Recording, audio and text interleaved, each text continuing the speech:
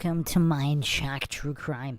This is your host, Bruce McGuire, and you are listening to the Missing in Panama series. The disappearance of KRIS KREMERS and LISANNE FROON, and the alleged finding of alleged remains years after the fact. Episode 3. This is the local gang theory.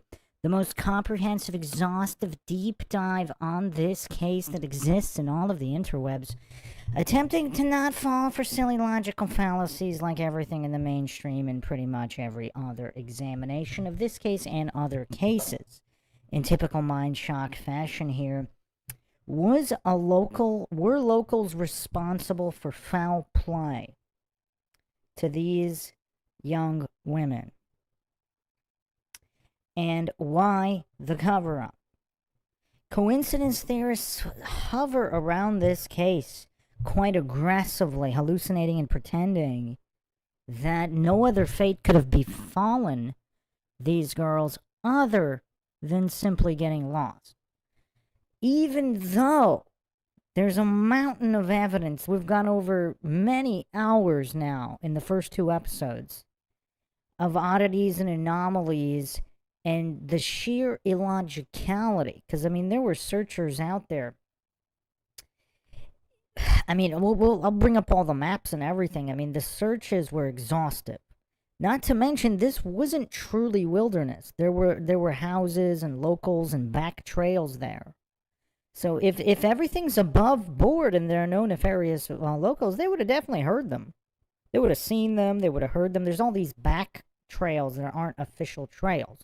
And there's houses and everything.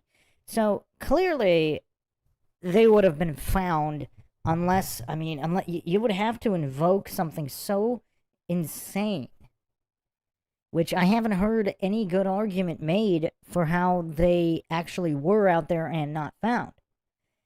Now, some of the more plausible theories based on available unknown variables are that they may have actually returned from their hike. Now, we're also going to go over this waterfall photo, which is not confirmed.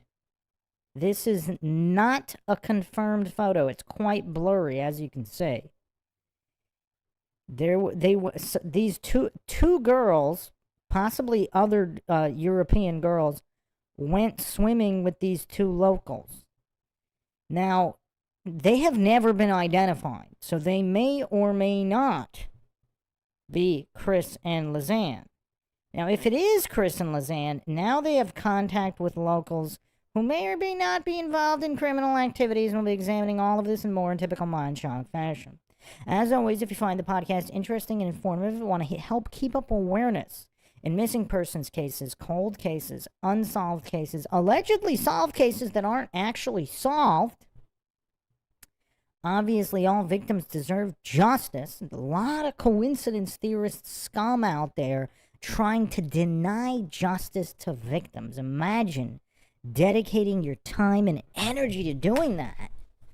Like, people doing it. The so-called official subreddit on this case does that as well. And that's why I created a subreddit for logical discussion here, similar to the Maura Murray case. Missing in Panama subreddit, r/missing in Panama. So for anybody that wants actual logical discussion instead of sham moderators that exist on the so-called main most popular sub on this case, where these scum try to deny justice to victims. Now, are they intentionally protecting locals who they know were responsible for whatever happened to KRIS and LISANNE? Or are they just these mentally disabled goofs who have nothing to do with their lives and they're just getting triggered?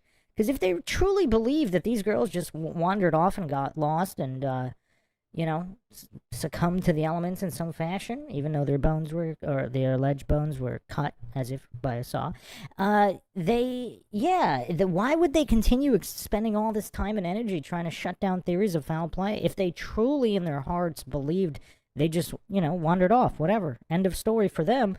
But they're going to spend countless hours going into these triggered spirals, arguing with people that are promoting the use of logic and reason for true justice for victims? Yeah, very strange. There's this online activity in a number of, not all cases. I mean, probably not even that many cases, but a certain number of cases for sure. Maura Murray as well. But if you want to help support the podcast, you can donate to our PayPal. Check the link in the description. Make sure you subscribe to the channel here, the Bruce McGuire channel, the home of MindShock. Like and share Twitter, Facebook, Reddit, and Patreon. Patrons do get priority for case topic, logical analysis, co-podcast requests. You could also be a guest in the podcast depending on your tier. Questions, comments, theories, thoughts, suggestions, rebuttals, debunkings of any kind, leave them in the comments section. Unless, of course, you're with us here live, drop them in the live channel. Try to get to all of them. And then you could also help support the channel by becoming a YouTube member right here on YouTube. South to West in the chat says, this case attracts a lot of bootlicking authority worshippers. Yes, it does. Yeah, there's just something about certain cases that just bring these goofs out of the woodwork. And they never have. What's also kind of strange is, let's say some locals. So apparently the president of Panama had property in the area as well. I mean, there's a lot of shady stuff going on in this case. Very, very shady stuff.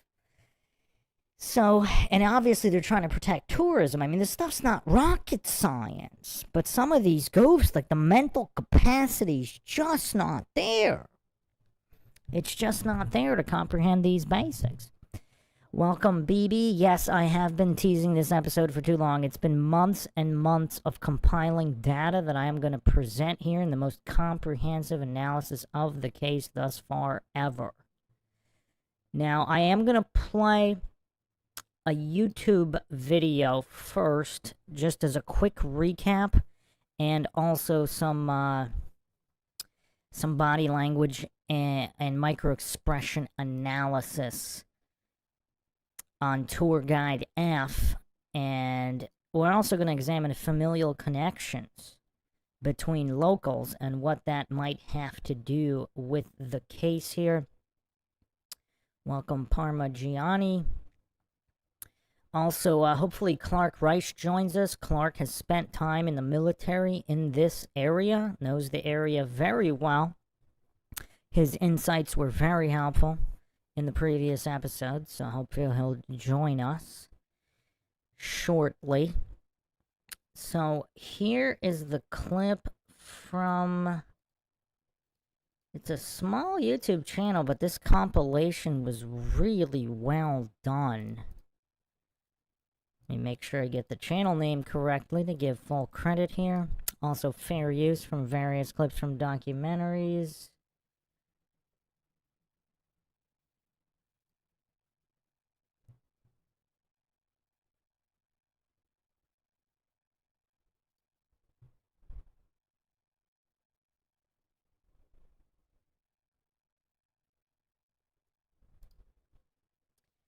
And this is the Alternate Theories YouTube channel. I don't know if they re-uploaded from somewhere else or whatever. I posted approximately 4 years ago. And obviously all the triggered goofs over at the KREMERS Froon subreddit are just going to conniptions over this video at the basic logic brought up here that we're going to go over.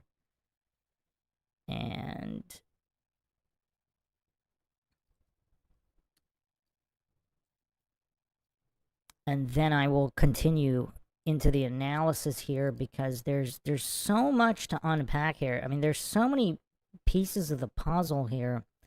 A lot of the goofs ignore all these pieces of the puzzle.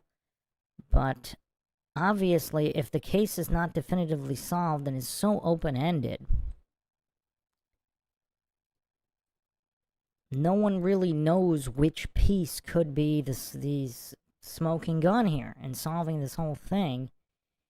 I mean, you really have to look at all of the available information instead of cowering behind, oh, they just got lost. Just suspending all logic and reason, like the goofs love to do. Obviously, we don't do that here on MindShock. Parmigiani says, look at the reflections in the water, the color of the background, mix of things with the camera when I try to find the same red color in the reflections. Welcome, Rethink Inc.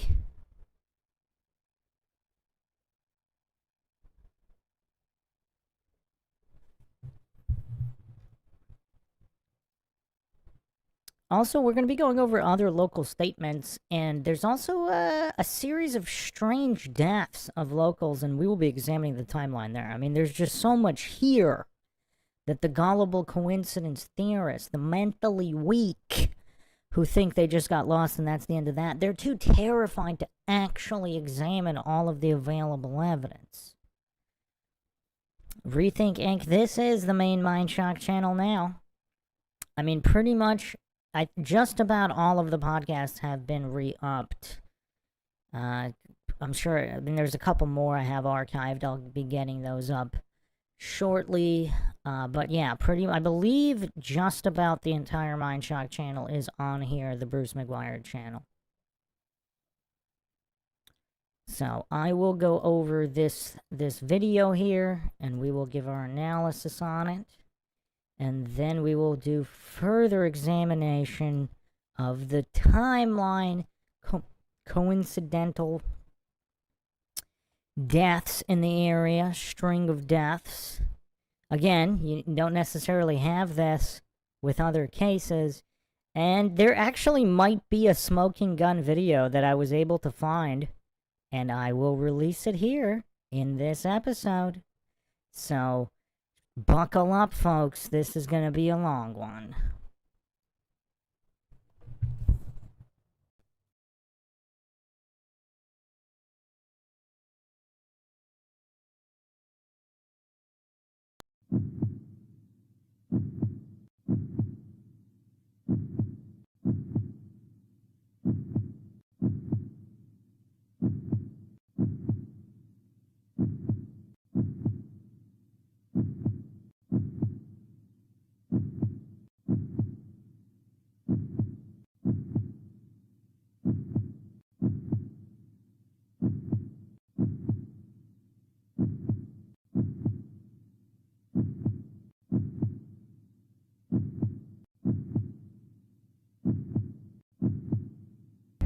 In 2014, two Dutch students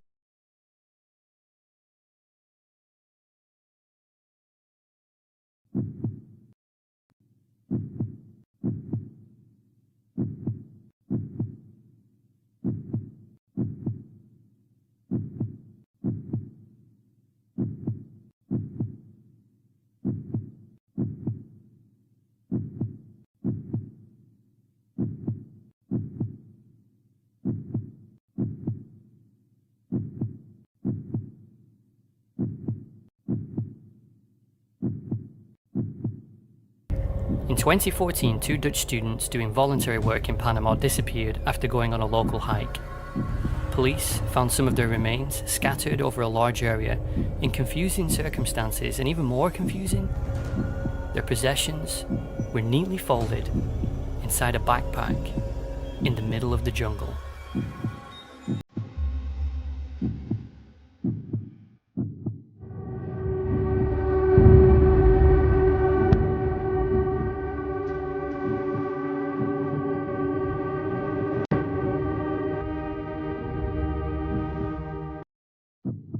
LISANNE Frooon, 22, was described as an aspiring, optimistic, intelligent, and passionate volleyball player. KRIS KREMERS, 21, described as an open, creative, and responsible individual. Both had grown up in Amersfoort. Frooon had graduated with a degree in applied sciences from Deventer the previous September, and KREMERS had just completed her studies in cultural social education, specializing in art education at the University of Utrecht. Only a few weeks prior to leaving for Panama, Frooon had moved in with KREMERS in a dorm room in Amersfoort, and they worked together at the cafe restaurant in Den Klinghap. They both saved up money for 6 months and planned to go to Panama together on a special trip to learn Spanish, as well as to do something of significance for the locals, particularly volunteering with children. The trip was also supposed to be a reward to Frooon for graduating.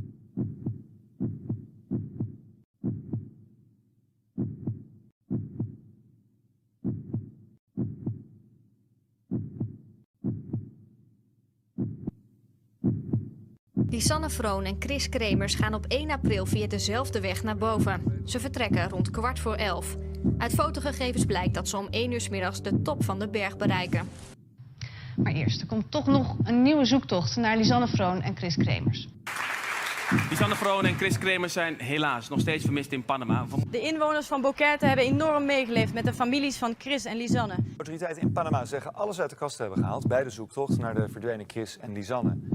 Wat is er gebeurd met Lisanne Froo'n en KRIS KREMERS? We komen aan de maandenlange zoektocht naar KRIS en Lisanne. In Panama omgekomen, KRIS en Lisanne werkelijk verdwaald in de jungle.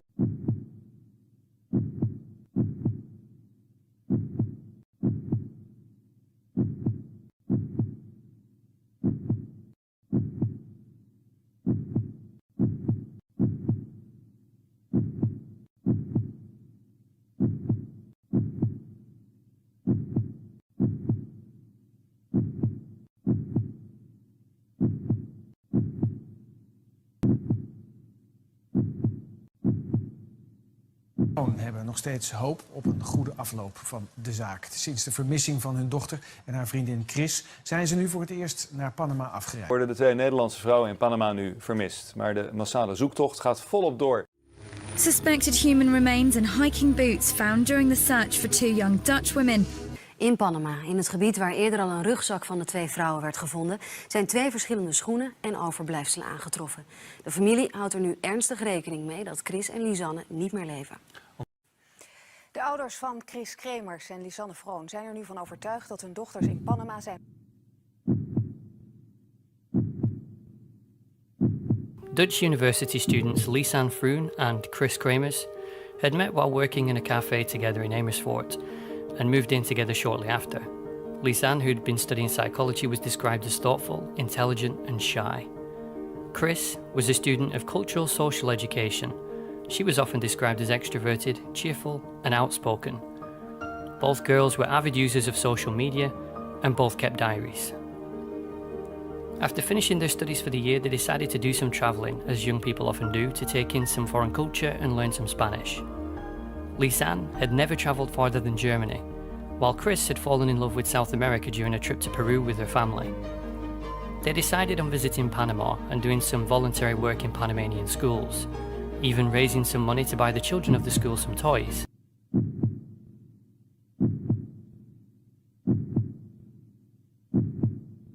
The girls landed in Bocas del Toro and spent some time learning Spanish, enjoying the food and generally doing what most tourists do in a foreign country. Drinking, dancing, swimming, visiting the beach. When we travel, we tend to subconsciously gravitate towards things and people that are familiar.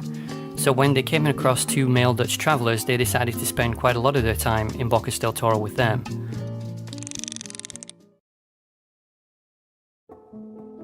They arrived in Boquete, ready to begin their voluntary work at the school, only to find to their disappointment that their plans at the school had been changed, and they hadn't been notified.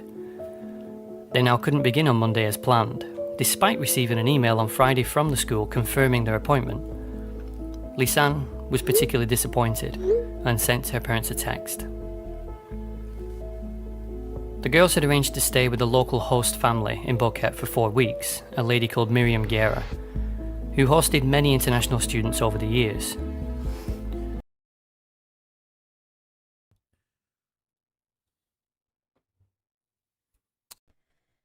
So a couple things jumped out at me again, just to go over this.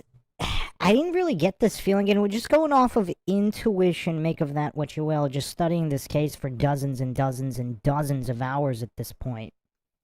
I mean, well into the well over 100 hours of time invested in this case. I've probably spent more time on this case than any other case other than Moore Murray, Avery, and Jean-Benet Ramsey, maybe. I mean, I spent quite a bit of time on Amy Mihalovic case as well, but, yeah, I mean, this, and the three missing women case, spent quite some time on that, but, yeah, this one definitely, in the past year or so, I've spent probably the most on this case in the past year. So, this, Miriam here in this house hosted foreign students frequently, so obviously, just jumping out here, I'm not sure she can be implicated directly because that would be way too suspicious. If she's hosted all these students for many years without a single issue, now there's an issue. The problem is, and I've laid out this problem before, everyone knows where they live. The tour guide, the school, this host family. Everyone knows where they are. So if someone did... Now, again, I actually don't think that tour guide F, I don't think he intended and planned to harm them. Now, one of the theories is one of his family members possibly did, and he covered it up after the fact, because he actually visited their bedroom when they didn't show up for where they allegedly didn't show up for the tour. So there's motive, means, and opportunity for both harming them and a cover-up after the fact. But it just doesn't seem like tour guide F just decided he was going to harm them. Because everyone knows that they planned to go with him.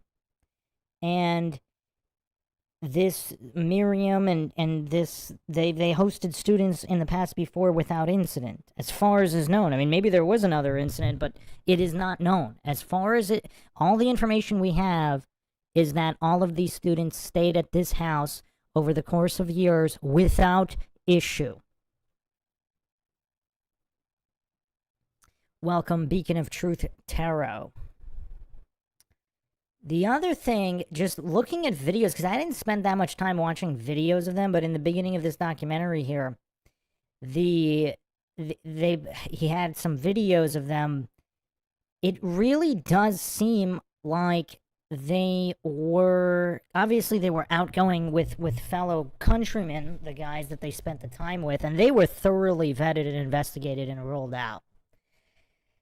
However, it seems like, okay, they were partying and having fun with those guys. Now, would they also do so with locals, and was that their downfall? They just didn't have enough of a guard up. I mean, that's kind of the impression I'm getting here. Just from just countless hours of studying this, that's the impression I'm getting, and there's too much funny business with the chronology of the photographs and the manipulation of the photographs and the possible staging of various artifacts and their clothing, etc., and the distances that don't make any sense and the timeline that doesn't make any sense. So it really seems like there's something happened, and then there's a cover-up after the fact to protect not just the tourism, but the implication of certain family members between certain people. And if there wasn't a string of strange coincidental deaths, that might not be enough. But, and we'll go over the strange coincidental deaths. Adding the strange coincidental deaths into the equation, now it really does seem like this was foul play with a cover-up after the fact. Again, I'm not claiming anything is true or untrue. I'm just examining it with the available information. Obviously, the motto here on MINDSHOCK is the only thing we know for sure is that we don't know anything for sure.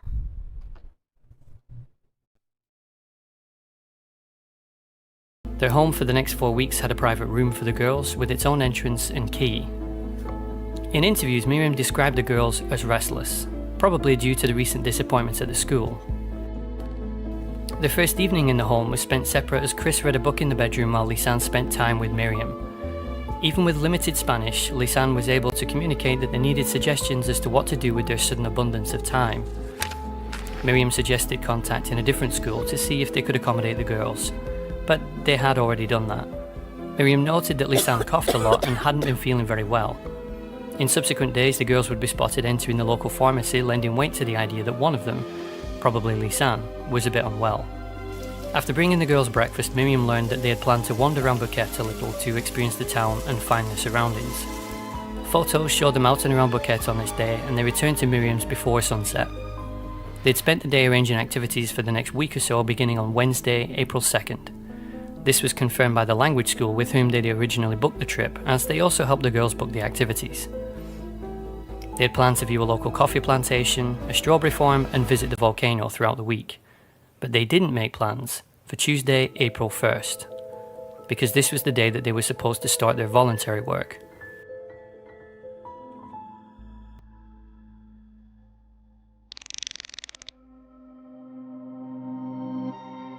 The Pianista Trail is an 8-kilometer hike, which starts in Boquete and ends at a summit, passing through dense forest jungle and through a cloud forest, which is named as such due to high levels of moisture in the air, which creates a hanging cloud in the area. The hike ends at 6,200 feet above sea level, and the hike itself requires the hiker to ascend 610 meters in altitude in the space of 2 miles. Upon waking, the girls posted on Facebook that they would be walking around Boquete, and sent a message to Lisanne's boyfriend Stefan to say that they were going for a hike. Despite the disappointment of the previous days, the girls had been in constant contact with friends and loved ones. They dressed in light clothes fit for a day walking in hot weather, and packed a digital camera, 2 mobile phones, 1 passport, some US dollars, a water bottle, and a medical insurance card. A taxi then picked them up and took them to the beginning of the local hiking trail known as the Pianista. According to the taxi driver, he dropped them off at 1:40 p.m. This would create confusion when compared with the timestamp on the girls' photographs later, however. Residents at the start of the trail had warned the girls not to take the hike alone, but the girls, after having spoken with the local guide the day before, felt confident that it wouldn't be an issue. Many international travelers visit this area and take this specific hike, and it's not regarded by hiking enthusiasts as being particularly difficult. They seemed cheerful, and they began their day's hike taking a local restaurant's dog named Blue with them.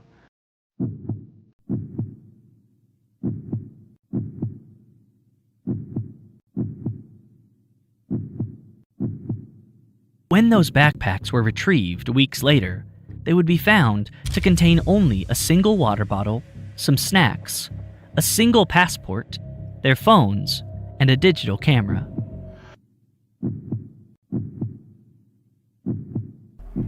The photographs found on the digital camera in the backpack show 2 young travellers on a hike which they largely seem to enjoy. They are animated, smiling, and together. There is some confusion about the photos because the timestamp on the earliest photo states 6:03 p.m, which was then recalculated by Panamanian investigators to 12:03. This timing conflicts with the taxi driver's story about dropping them off at 1:40 p.m.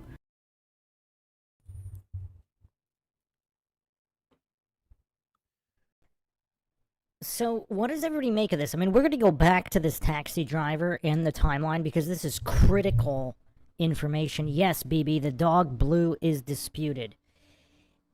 It is disputed to such a level, there's even a theory that they actually brought the dog back to the restaurant. We'll be going over all of that in this episode, as well as the locals, because the locals' theory actually accounts for many variables, and there's some overlapping individuals, including the taxi driver associated with some of the locals, who may or may not be pictured here with who may or may not be KRIS and LISANNE in these waterfall photographs. But the taxi driver said 1:40. Now, do we even trust the recalculation? So they didn't change the time zone? How do we know that for sure? And then even if they did change the time zone, a lot of times there's glitches in cameras. I mean, how many people have set their cameras or TVs or whatever, microwaves or ovens? You set it to a certain time, but then there's some kind of glitch or lag where a couple days later it could be off by minutes or even an hour or two. So, again, I'm not saying that that's what happened here. I'm saying it's kind of difficult to verify with 100% certainty that the timestamp is completely accurate. Now, that's not to say that the taxi driver was mistaken about his drop-off time, but it seems like taxi drivers have to really pay attention to times, right? I mean, it's kind of their job. So it would be less likely that the taxi driver was mistaken, unless he dropped off another couple. So there's some theories that there were 2 other girls who may or may not have resembled them, and we'll be getting into that as well. But yeah, no, it is curious that the taxi driver, that none of this makes any sense. None of this entire story lines up in any way. So obviously it's kind of problematic.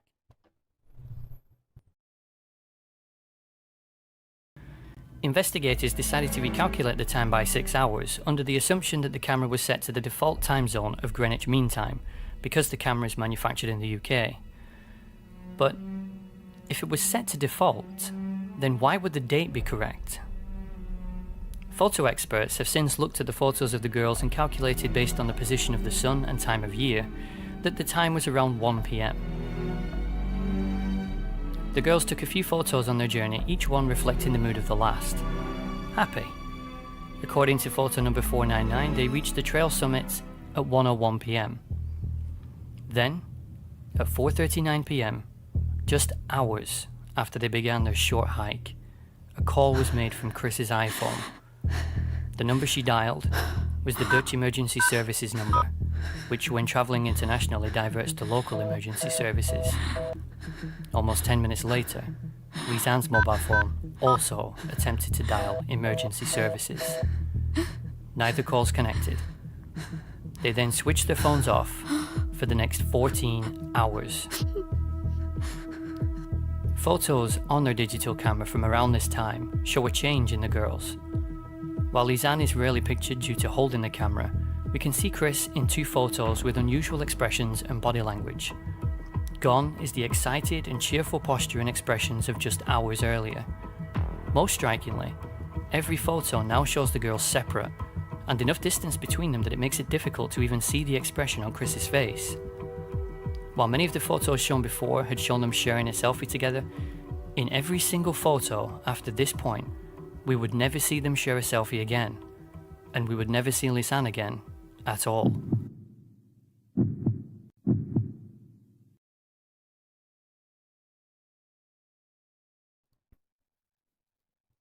I'm gonna also add here that this could be intentional diversion, obfuscation, and manipulation by the perpetrators of foul play, if foul play occurred, because we don't know. There are witness testimony. I mean, we're going to go over this, but some people believe that they actually returned from the hike and that something happened later elsewhere.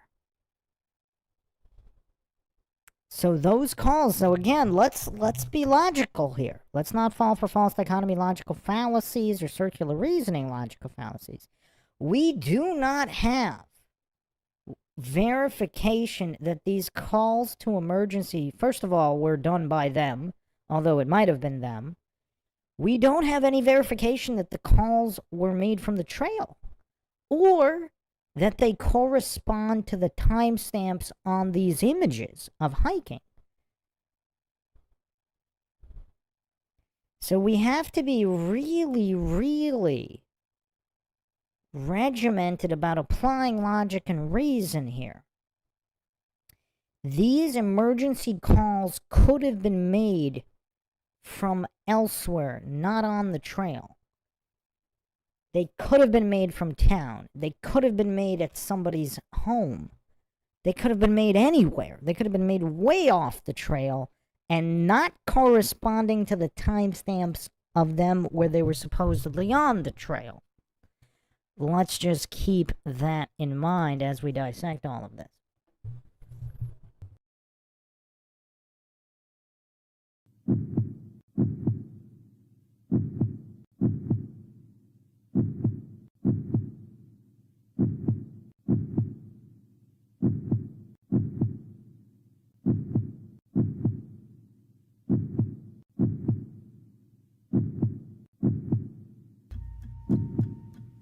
The following morning began a pattern of attempting calls to emergency services twice a day for the next 2 days.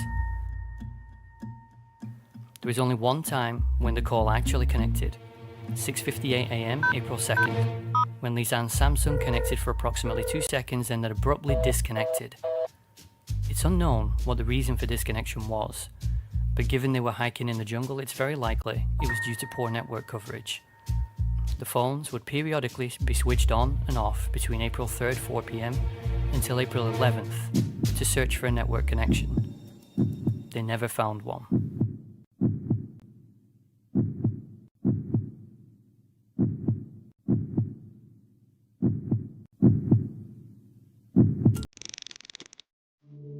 Tour guide, referred to in the investigation reports as F, was said to have become alarmed that the girls did not meet him for the guided tour that they arranged the day before. He visits a language school at which the girls were supposed to begin volunteering to look for them. He speaks with an employee named Eileen, who says she has not spoken to the girls since the previous day. They both go to Miriam's house to see if the girls are home but find no signs of anyone being there. Miriam informs F that there is a spare key for the room in the garden, which he retrieves and opens the door to the girls' room. They spend 30 minutes in the room, with neither police nor Miriam present. Two French tourists make their way to the Pianista Trail and are told by a local not to enter the jungle because screams had been heard the previous night.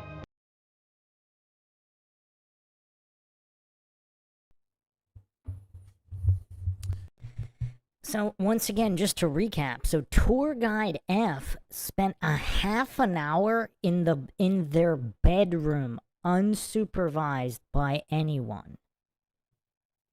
That's kind of curious, is it not? And of course, this story is curious. There were screams from two girls and a loud crash. Now, the coincidence theorists ignore all of this, but it really seems like this could be related to two missing young women. I mean, how much of a goof do you have to be to hallucinate that this is definitely not related? I mean, that's a special kind of goofery.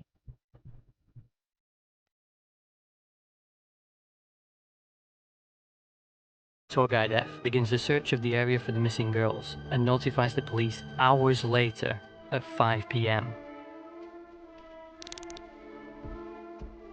Chris's iPhone is switched on and emergency services is dialed. It doesn't connect. This is the last time that a call to emergency services is even attempted. Later in the day, Panamanian authorities begin a large-scale search and rescue for the girls. Mountain specialists are enlisted and the story is broadcast on the news. A helicopter is considered, but weather conditions don't permit. Lisanne's family arrive in Boquete to search for their daughter. Emergency services flies a helicopter over the jungle, which proves ineffective as the jungle is too dense to see anything. Flyers are also handed out to local tribes in the jungle area. 25 mountain search professionals and 20 volunteers continue to comb the area, aided by a helicopter. But high winds and cloud cover again make the helicopters not much use. Lisanne's Samsung is switched on at 4:50 a.m. to check for a signal and again at 5 a.m.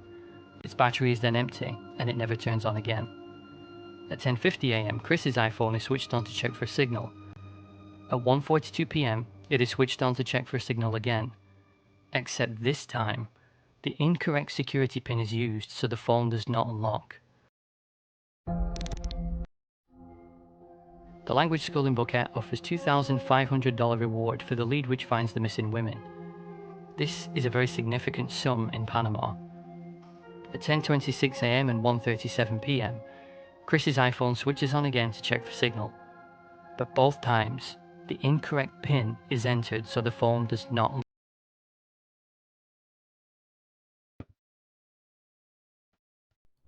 And once again, I brought this up in the previous episodes. The signal checks are all done at approximately the same time every day. Like, what are the chances? What are the chances? So two things come to mind. The only things I can think of are, one, if they're being held captive somewhere, their captors have some kind of set schedule where they leave. But why do they have access to their phones unless they're hiding their phones or they weren't searched? I don't know. Or their captors are the ones using the phones to stage all of this, and the captors, so they also have some kind of set schedule, so they can only do this at certain times. Because what are the chances statistically if people are lost alone in the woods, that they're going to do signal checks at the exact same, almost the exact same time every single day. That doesn't make any sense.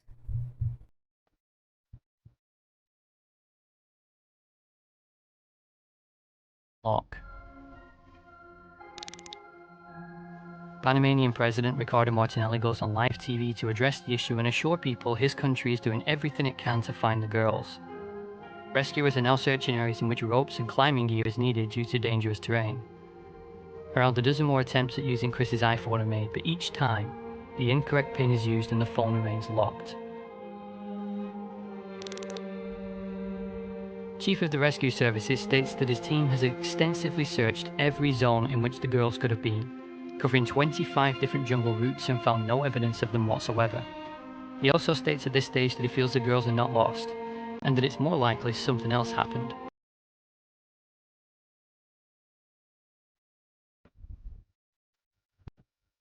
So again, the actual professional searchers who were there, let me bring up a graphic here of the exact search routes, and I believe there were even more search routes than these.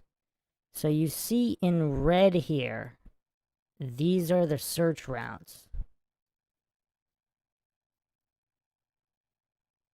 So they did search along the way, and then you have here some of the remains, the backpack, clothing, etc. up further. But they would have needed a lot of time to get there. So during most of these searches here in the red, even if we assume they ended up where the backpack and their remains are, alleged remains, again, there's some questions there, but with the testing of the remains, but either way, they would need time to get to thick jungle, especially if they were injured.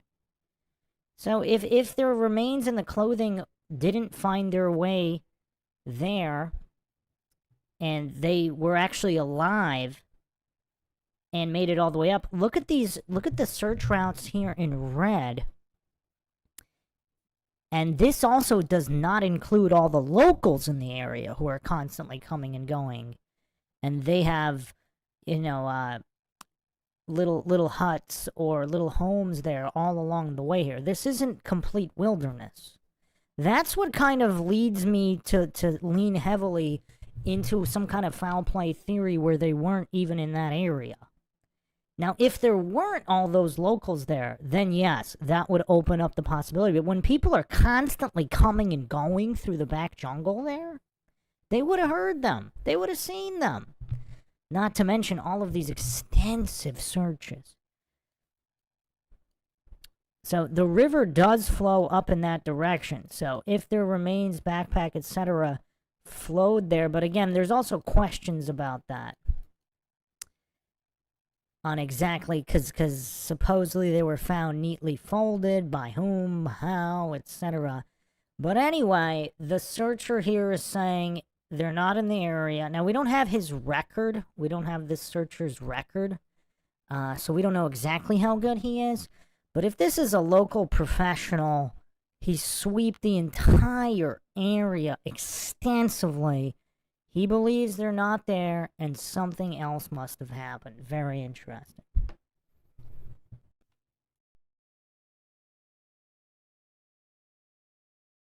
Every zone in which the girls could have been, covering 25 different jungle routes and found no evidence of them whatsoever. He also states at this stage that he feels the girls are not lost, and that it's more likely something else happened. Miriam Guerri also states that she does not think the girls are lost, because they had no plans to take long walks, evidenced by the fact that they didn't pack for a long walk. Conflicting statements are given when residents are interviewed again, with some identifying a red car near the beginning of the trail, and others stating that they saw the girls return from their hike. One local resident, an American, states that the girls came back, and asked him how to get back into town and where to get a taxi.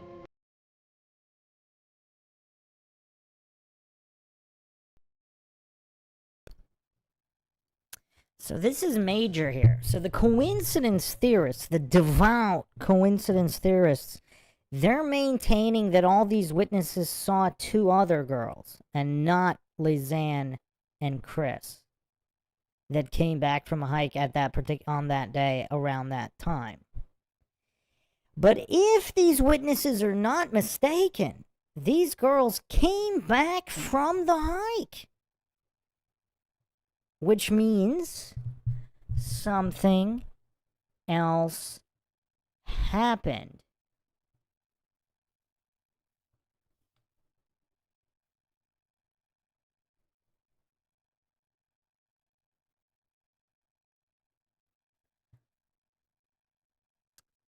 According to Lammers, an American who lives near the path leading to the Pianista Trail spoke to the girls, encouraging them to take an easier trail instead, which is also fun. The travelers did this, but turned back soon as they were tired and wanted to go home.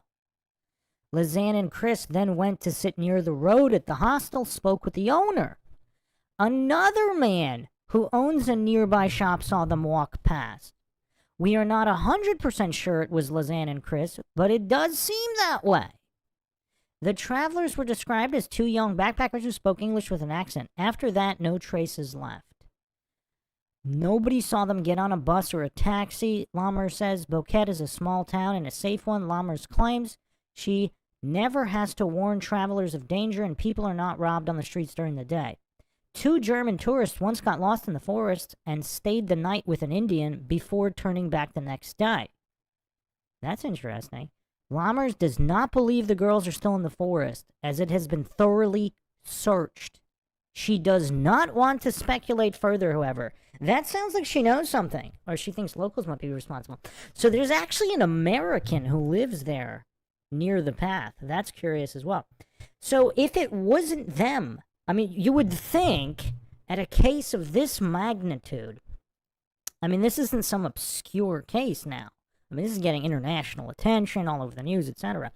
So if it were other 2 young girls who looked similar to Chris and Lisanne, you would think they would have come forward by now. Same thing with these women in the waterfall photographs. If it's not them, who is it? So are we to believe that this American who lives near the path was mistaken about seeing them? The hostel owner is mistaken. And another shop owner nearby is mistaken. We have 3 separate individuals citing what appears to be them coming back from the trail, pretty tired. So why would they go back in the trail again? I mean, this is kind of major here. Are we being asked to believe by the coincidence theorists that all 3 are mistaken? Which, again, if 2 other young women with these English accents who happen to look like them, if they came forward and identified themselves, yeah, this was us that day on the same day, then yes, then we can explain these 3 separate sightings by 3 separate individuals. There actually might have been a 4th as well. Let's look at a map here of the immediate area here. So actually it looks like there potentially could have been 4 witnesses. So this is all near the trailhead. So all of these individuals claim to have seen them return. Now, if there's a mass conspiracy, why would these people be claiming, like, let's say something happened to them on the trail, so they're trying to say that they left the trail to cover for people who did something on it? That wouldn't make any sense, because the staging was them getting lost in the trail. So that wouldn't make any sense either. So why would all these people be lying? Now, the American that lives next to the trail, there potentially could have been 4 here witnesses. There may have been 4 witnesses who saw them come back. Why would the American be lying to cover for locals? She does not want to speculate further. Interesting. Beacon of Truth says, seems like these 2 girls specifically could not be mistaken for just any 2 girls. Well, again, if there were other 2 girls confirmed to have been in the area at the time, but there weren't, So we don't have that. This isn't like, I mean, it's popular in general, but there's not that many. I mean, over years, sure, but on that particular day, I mean, were there any other two girls, English-speaking girls with these accents walking around that looked like this? So far, nobody has provided any.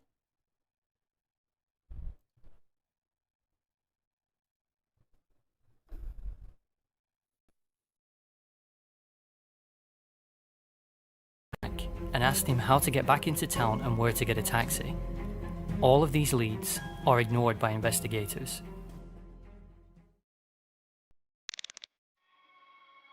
It's on this night, after 7 days stuck in the jungle with no food, no water, and no hope of escape, that a series of 90 photographs are taken during the night by the girl's camera. Nobody really knows why these photos were taken. Were they trying to use the flash to navigate, signaling rescue helicopters or warding away animals? Were they photographing someone following them? Did the girls even take these photographs at all? Or did someone else take them to give the impression that it was the girls? Data released shows that 40 people go missing annually in Panama, with the last missing persons case in Boquete specifically happening in 2009 when Englishman Alex Humphrey went missing while visiting the town. Chris's iPhone is again turned on, and again the wrong codes are entered, leaving the phone locked.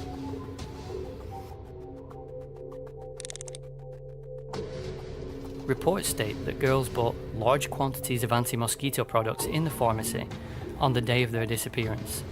Sadly, the CCTV footage which shows this is accidentally deleted. Chris's iPhone is again turned on. Again the wrong codes are entered at 10:51 AM. This time it stays on until 11:56 AM, when it's switched off for the last time. Authorities announced that they're stopping search operations and will now change the situation to monitoring.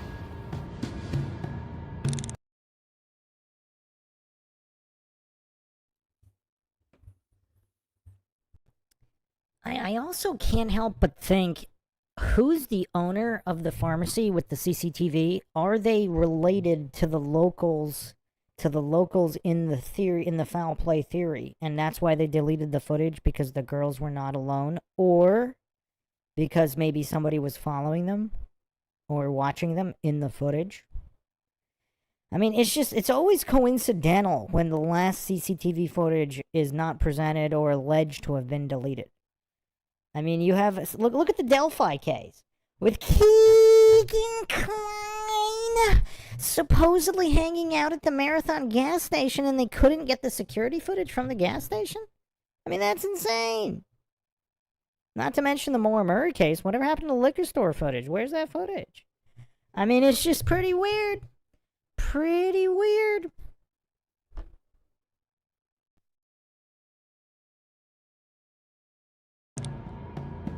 The family increased reward money, stating that they feel a criminal offence took place. A tip is anonymously given that 2 skeletons have been sighted in an area called the Culebra.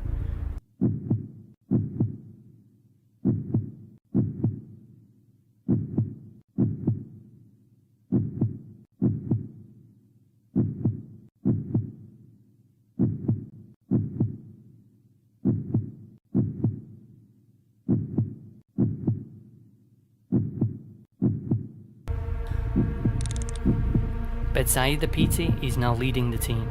Her predecessor specialised in rescue, whereas she is a specialist in criminal offences. This leads people to think that the focus has now changed from accidentally lost to foul play. 12 specialist Dutch sniffer dogs, who can track human remains buried in a river for up to 9 months, are allowed to search the area. They spend 9 days searching, but find nothing. A local native woman finds a backpack near a river. It's identified as belonging to the girls.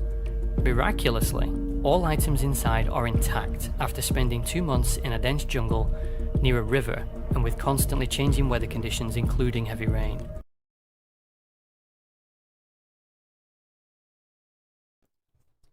So let me just postulate this. Is it more likely that everything is just immaculate with their backpack and belongings, or was that backpack kept indoors somewhere and maybe the girls were too? Does that explain the variables better than these outlandish and preposterous claims of just magically surviving the river in those conditions? I mean, it's pretty wild stuff what the coincidence theorists believe blindly.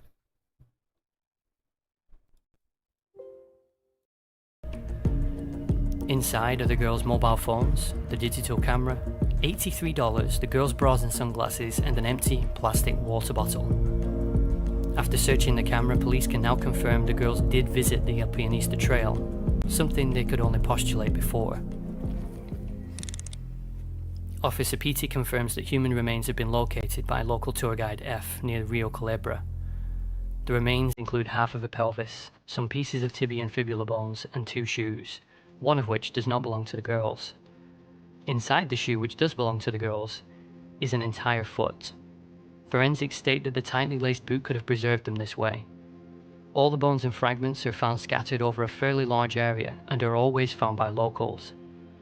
A pair of denim shorts is also found, with some people saying they were found neatly folded on a rock, whilst others said that they were found floating in the river. Forensic analysis confirms the bones of the foot as belonging to Lisanne, and the pelvis belonging to KRIS.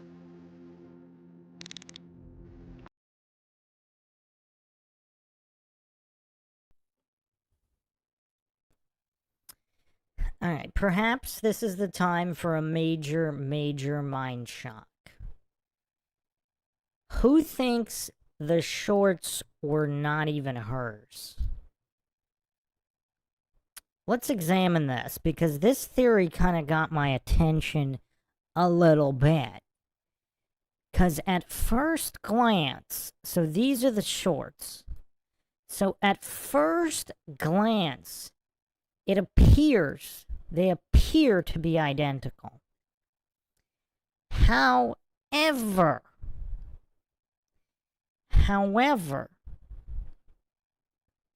let's take a closer look here.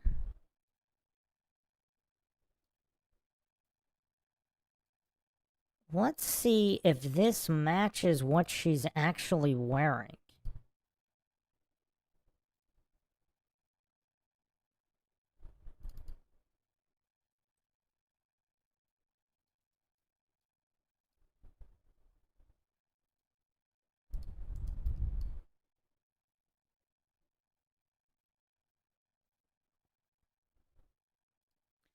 So the shorts that she's wearing in the photos don't actually have the rivets. I mean, this is the first major mind shock of this episode here. Look.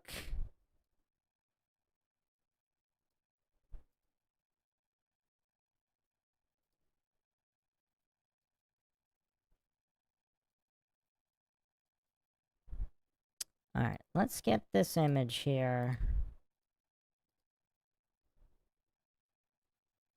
Give me a second.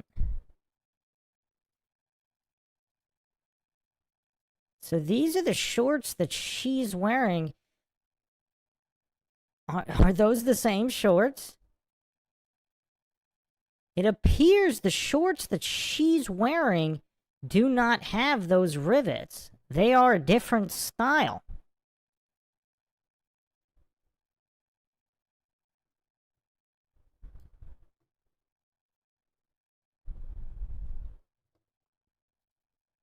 How's that for a mind shock?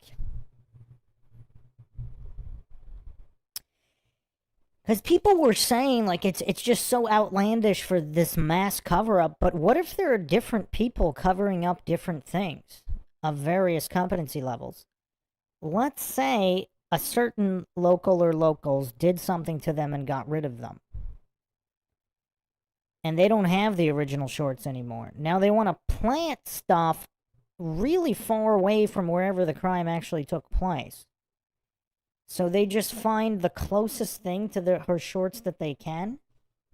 And did they ever even find any DNA on the shorts? Did they test the shorts for DNA?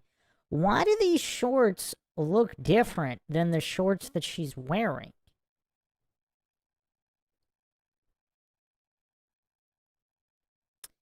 And it appears that the distance between the seams are also different. I mean, this is all quite impressive analysis done on Reddit by various Reddit sleuths. I mean, look at their findings here. I mean, this is pretty interesting. Look at the width of the seam.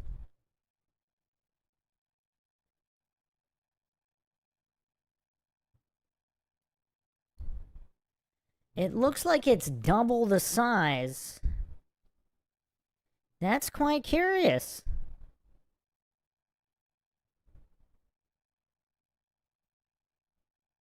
Yeah, look at the distance, the seam to the pocket here.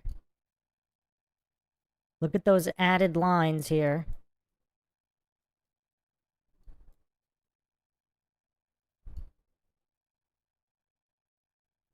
Seam of the pocket, seam of the shorts, and yet look at these. Interesting. Are these not even her shorts? Is everybody still with me here? Is everybody too mind shocked to comment on these shocking revelations?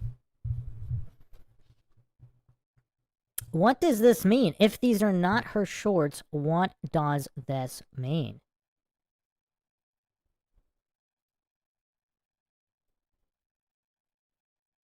And look at the distance between the loop.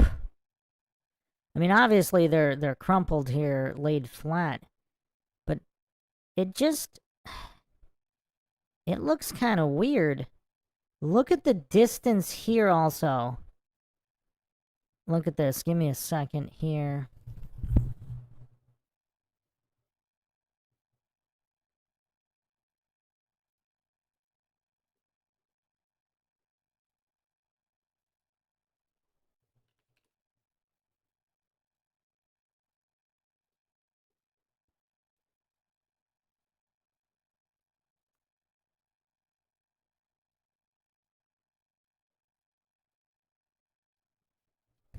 Look at the distance here between the button and the edge, and then look at it here.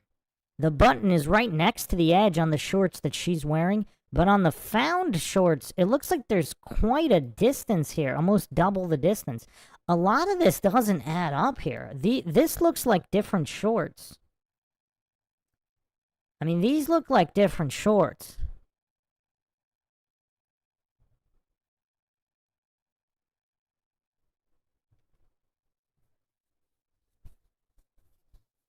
Also, the texture, I mean, again, if they've been wet for that long, but the texture also looks drastically different. Like, these found shorts look a little bit darker and faded, which I guess they would if they were out in the elements that much, but I don't know. It looks like they're completely different texture.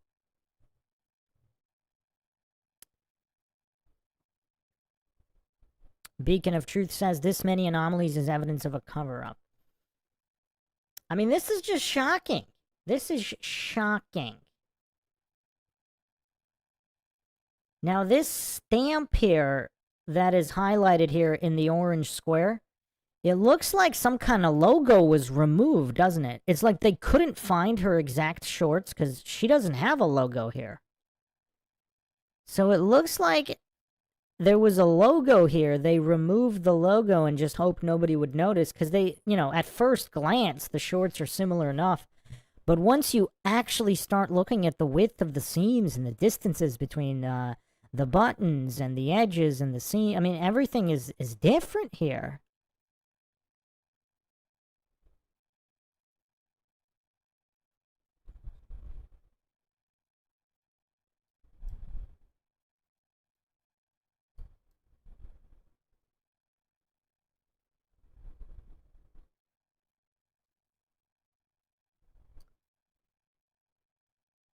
Huh.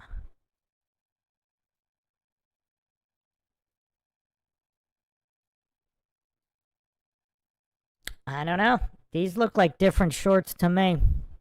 Duck and Felony says those are not the same shorts.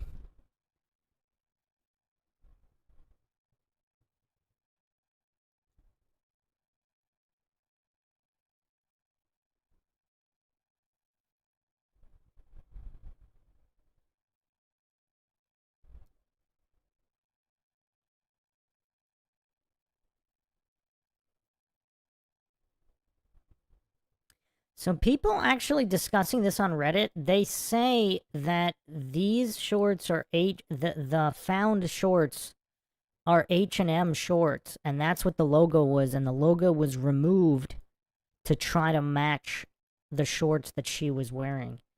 But these clearly appear to be different shorts. I mean, just all the distances and seams are all different. Quite substantially upon closer inspection. Obviously, from a distance, I mean, you know, it's kind of hard to tell the differences from a distance.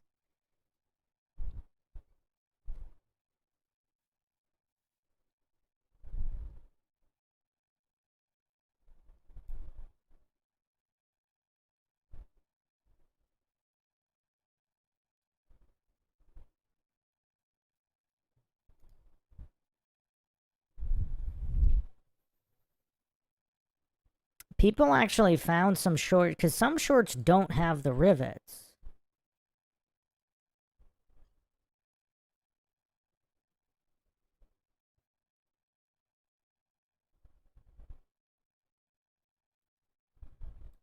There's also the lighter wash shorts versus the darker. Someone actually found a pair of shorts, and they're both H&M, actually. So H&M actually has... So it's possible her shorts are H&M shorts, but they're a different style. They're a lighter denim, and someone actually possibly found the same, her shorts, like what kind of shorts that she was wearing. These are not the shorts that were found. Now, once you start putting all these pieces of the puzzle together, is that why, you know, some of the photos were manipulated? There's just different, and different people are doing the manipulation here to try to cover something up here. It doesn't seem like it's just a one-person operation.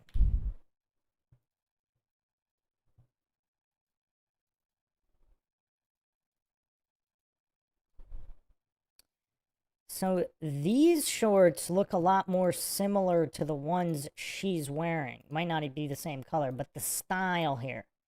There's no rivets. Yeah, no rivets. But the ones that are found claim to be hers. Look at these, I mean, the rivets. Look how obvious these rivets are. Right here, the rivet. But the shorts she's wearing appear to not have rivets, and appear closer to be these type.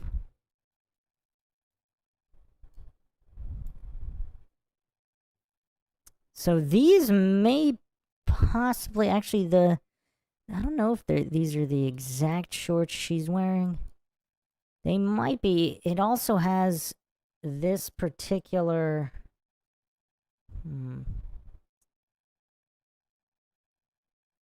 They might be slightly different. But anyway, the point is, these are not the same shorts. Everything from the stitching, the spacing, and the rivets. These are not the same shorts. Duck and Felonies asks, how do they know that the remains were the girls? I went over that in the previous episode. Supposedly, there was quite a bit of testing done. But I don't know if it was 100% definitive. That's the thing. I went over it in the previous episode. I don't want to spend too much time on that here because we have so much other stuff to go over. But that's why I said alleged. It may... Whether it is or isn't, that doesn't mean that these shorts are the same. So there seems to be some kind of cover-up going on here.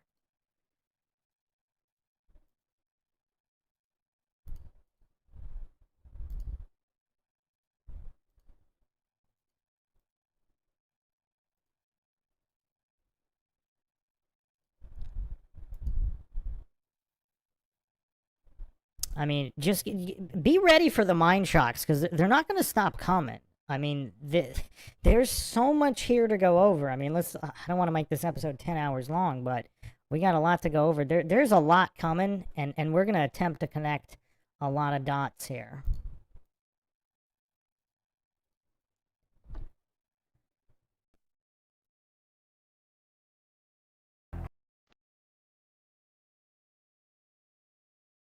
More bones are found by locals. Again, they turn out to belong to the girls. Kramer's Panamanian lawyer files an official complaint against the investigators stating mishandling of forensic evidence and a weak investigation. Jungle natives find some lower leg bones and a piece of rolled up skin along the Calibre River. It's worth noting that in jungle conditions and after 4 months, skin should have decomposed by now. The skin belongs to Lisanne. Panamanian prosecutor PT officially states the case as 2 girls lost in the jungle who were killed by accidental falling into the river, whose bodies were then physically smashed against the rocks, causing both death and the breaking up of the bodies.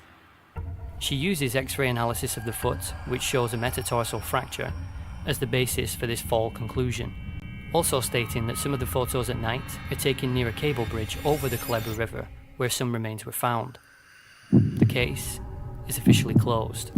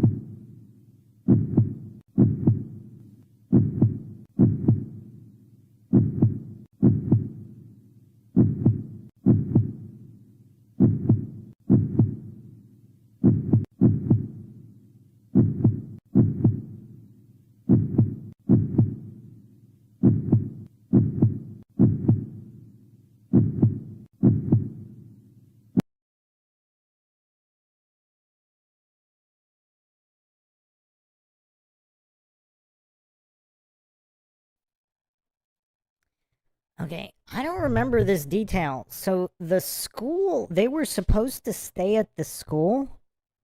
I don't remember that detail. I don't see his receipt here, but this is a pretty well-researched video. I mean, everything he's said up to this point, I've seen numerous receipts for. We've gone over them in the previous 2 episodes from news sources or whatnot. I don't remember this detail. So the school completely messed up. Not only is they can't be there, but they were originally supposed to stay at the school. The school puts him in contact with the host family and the tour guide. So tour guide F offers them to stay at his ranch. Now apparently he's done this before, and although there were complaints, supposedly nothing criminal ever happened. So supposedly there were people who complained that he made certain comments or whatever. But I don't believe there were any criminal complaints or any other missing people disappearing from his ranch. If there were, this would be a completely different conversation. But yeah, that's kind of creepy.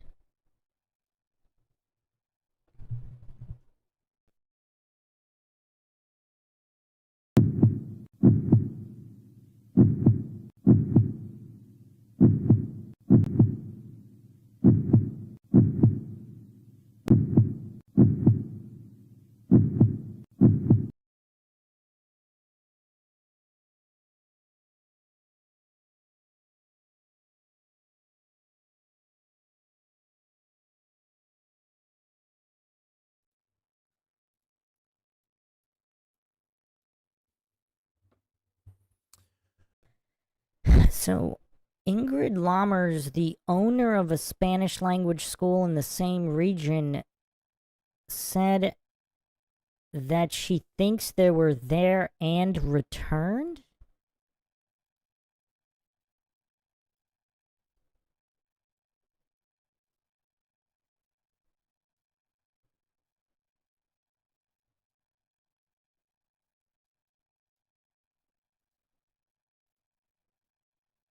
That's kind of interesting.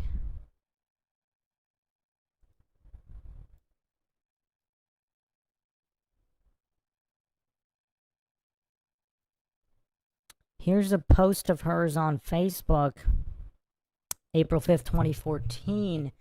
This is the thing, the last moment they were seen is here around 1 o'clock at the school. After that, so that's curious. She's claiming they were seen at the school at 1. The taxi driver said he dropped him off at 1:40. And then all the timestamps on the photos don't match up. After that, we don't know anything. Today, I'm going around the neighborhood with pictures, talking to anybody to see if somebody actually has seen them getting in the direction of Boquete. From the school, you can get to Palmyra, Boquete, or David. We can't keep looking on the trails. We need to know more about what exactly has happened after 1 o'clock here. Very interesting.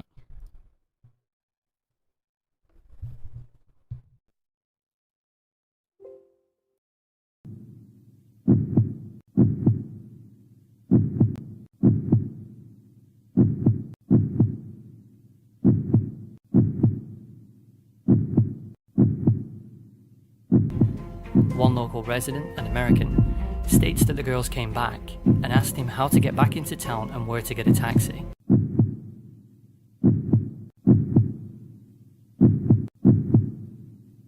States at this stage that he feels the girls are not lost and that it's more likely something else happened. Miriam Guerrieri also states that she does not think the girls are lost because they had no plans to take long walks, evidenced by the fact that they didn't pack for a long walk.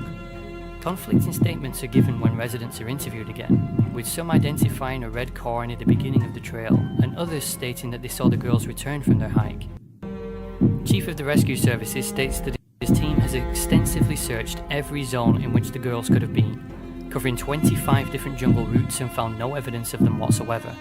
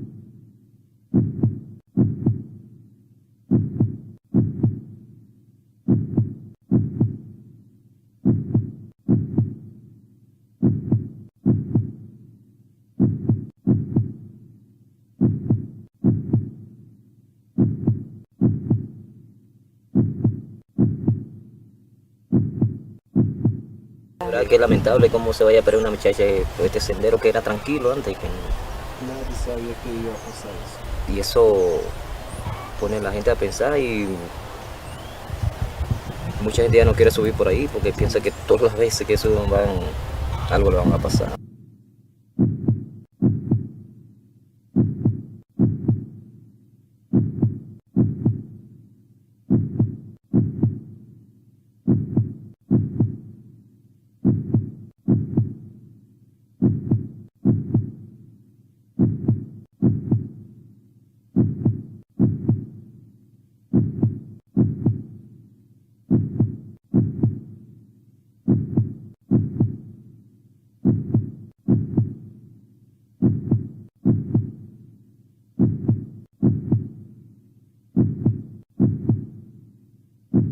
Nou, hier staan we dan, het begin van de Pianista Trail.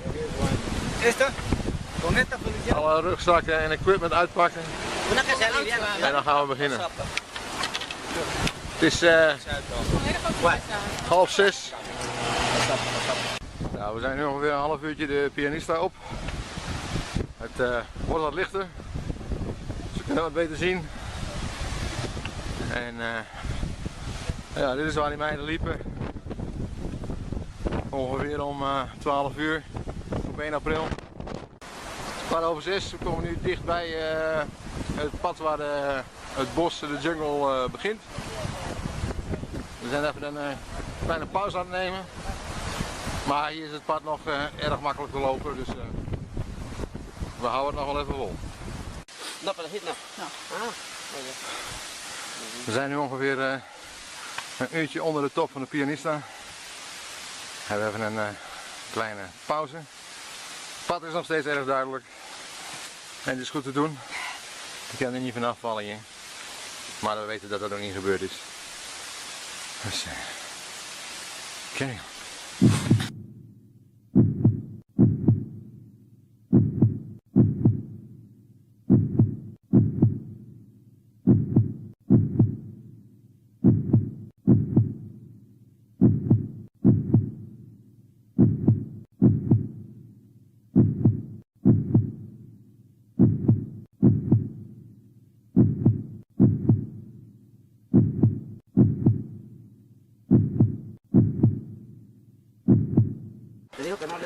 We zijn nu een kwartiertje onder de top. We moeten even wachten, want er komen koeien naar beneden. We moeten van het pad af, moet je zeggen. We moeten van het pad af.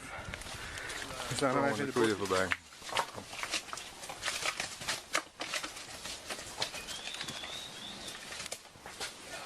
Hey, ¿qué tal? Hola, Leo. Hola. Hola. Hola, novillo, perro.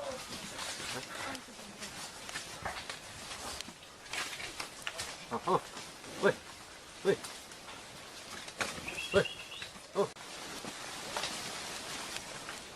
Hola. Hey, Manuel. Hola. Dat waren ze. Het is 8 uur, we zijn op de top van de Pianista. En dit is de plek.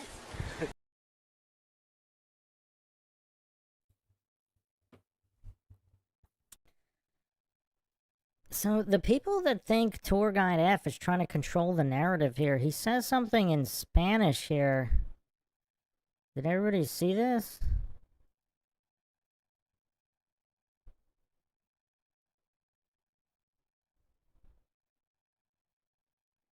He says something right here.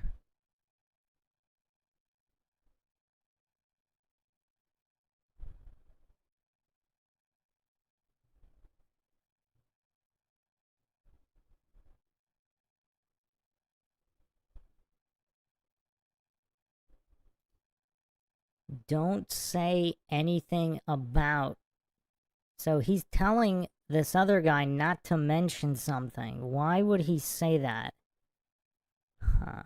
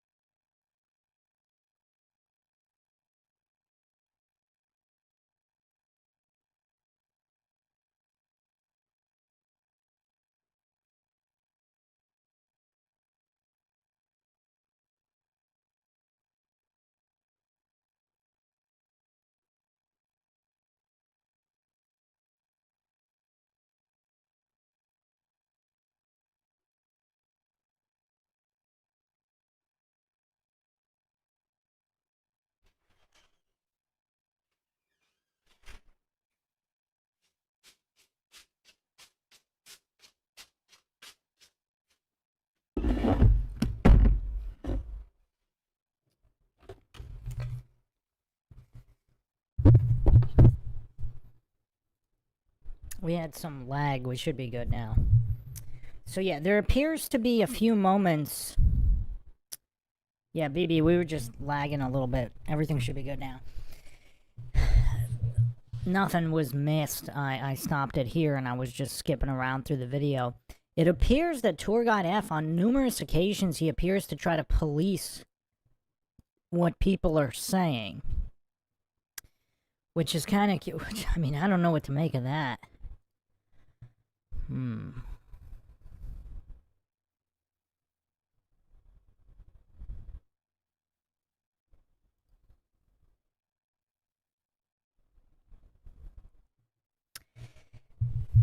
Now, what else is kind of strange is, so Tour Guide F found the bones.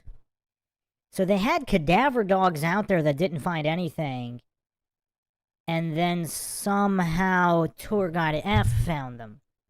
And now he's also policing what people are saying here during this documentary.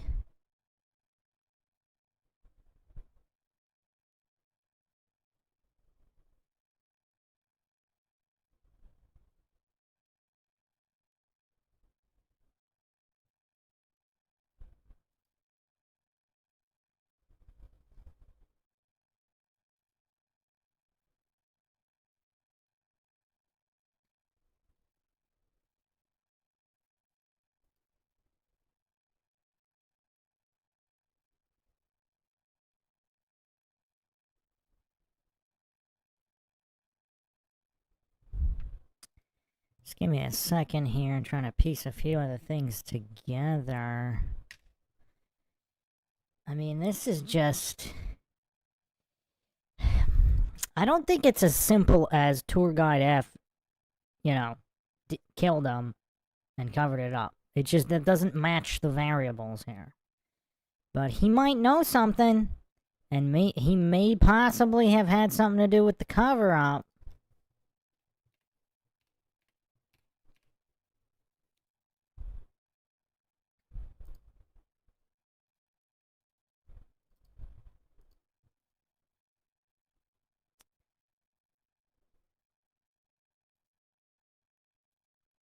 So yeah, apparently the direct translation here is not "don't say anything about," but "I told you not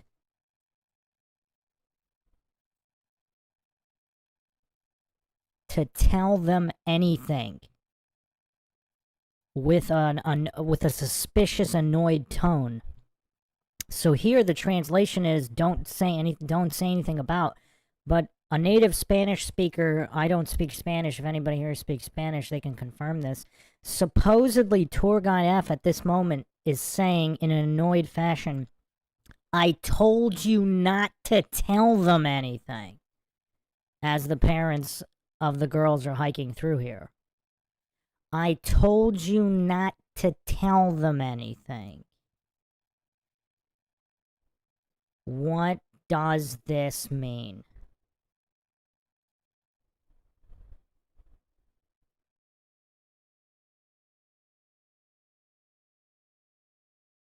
We zijn nu een kwartiertje onder de top. We moeten even wachten, want er komen... Het is 8 uur, we zijn nu op de top van de Pianista. En dit is de plek waar ze Chris en Lisanne foto's van elkaar genomen hebben. Om ongeveer 1 uur 's middags op 1 april. Je kan ongeveer dezelfde positie zien.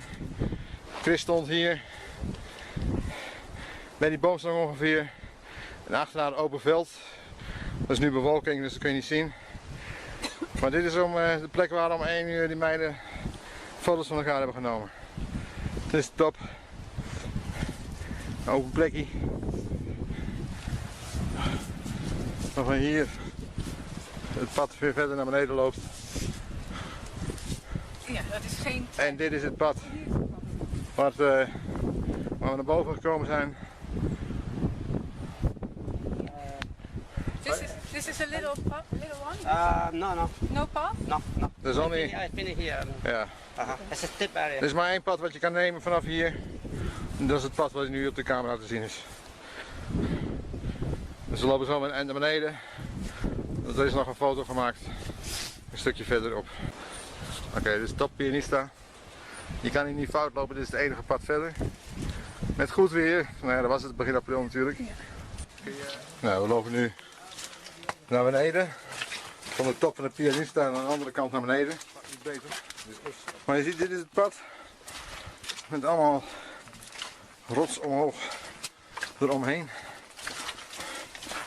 Dus het is wel duidelijk waar je lopen moet. We zijn nu op de plek waar de laatste foto is genomen, waar Chris op staat. Nou, ik zal de...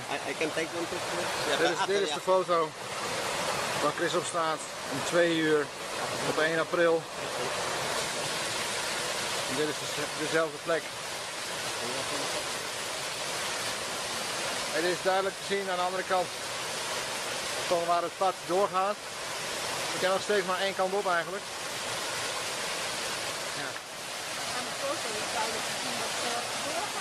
Op de foto is te zien dat ze de beweging maakt. Ze staat midden op de rivier, op de rotsen. Dat ze doorgaan het pad op. Dat gaan wij ook doen. Als je dit pad oploopt, 2,5 uur later, hebben ze voor het eerst geprobeerd om een alarmnummer te bellen. Dus we gaan kijken of we daar kunnen komen en om te kijken van wat kan hier de reden zijn om een alarmnummer te bellen. We snappen er niks van. We zijn ook niks tegengekomen. We zijn onderweg in die 20 minuten. Het is één pad, je kan er niet afvallen. Het is helemaal omgeven door ja, rotswandjes zeg maar.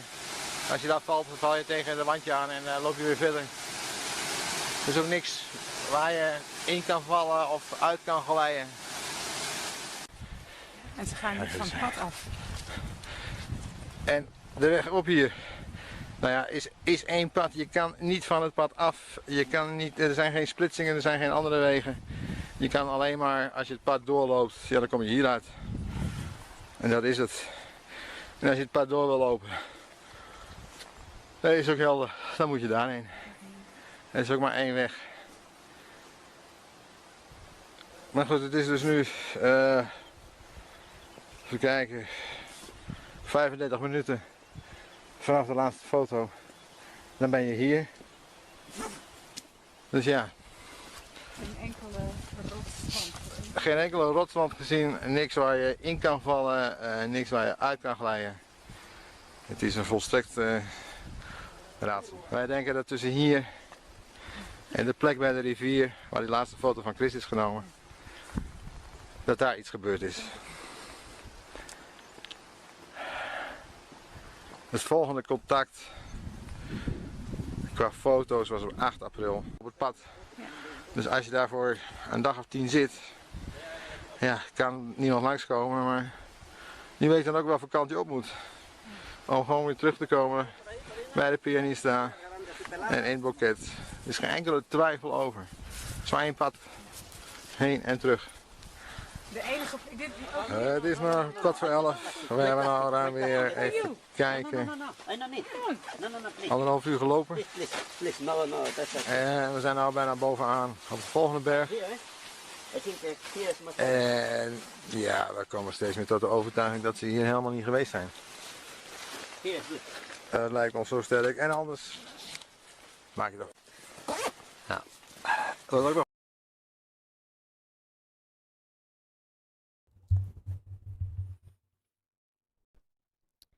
So what does everybody think here? I mean, it is kind of dark if Tour Guide F was responsible for anything. Either the cover, either whatever, or knows something.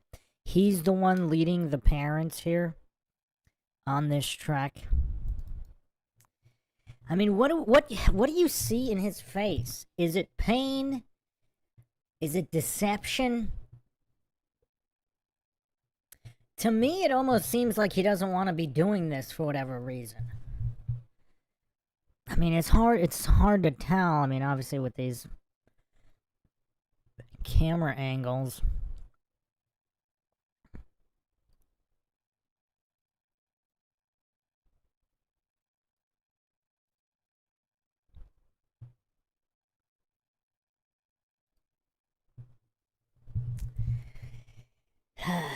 I don't know, man.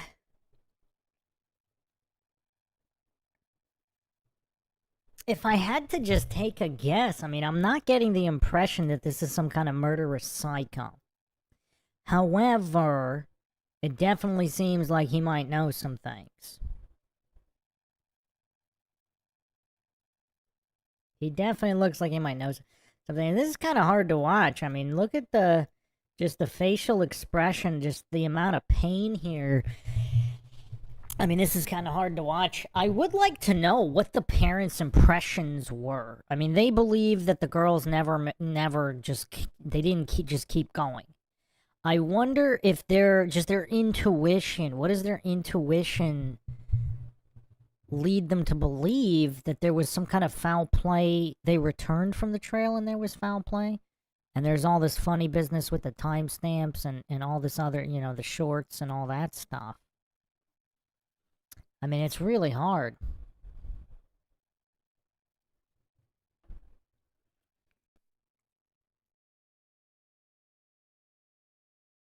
Overtuiging dat ze hier helemaal niet geweest zijn. Het lijkt ons zo sterk. En anders maak je dat. Nou, wat ook nog opvallend is dat vanaf hier tot aan de rivier er geen rotsen meer te vinden zijn die we op de foto's hebben gezien. Met de oranje-rode kleur. Die zijn eigenlijk alleen te vinden in het stuk van de Pianista naar beneden. Ja, wij komen eigenlijk tot dezelfde conclusie. Dat het weinig zin heeft om door te lopen. Als die meiden hier al ooit geweest zijn, en we geloven het niet, dan zouden zij nu ook het besluit hebben genomen om terug te gaan. Omdat het voor hun tijd een beetje 3:30 zou zijn dat ze hier aan zouden zijn gekomen. En ze weten hoe lang ze hebben gelopen. Dus dan zouden ze rechtsomkeerd hebben gemaakt. En zoals ik al zei, het pad tot hier is één pad, geen afslag. Je kan hier niet verdwalen.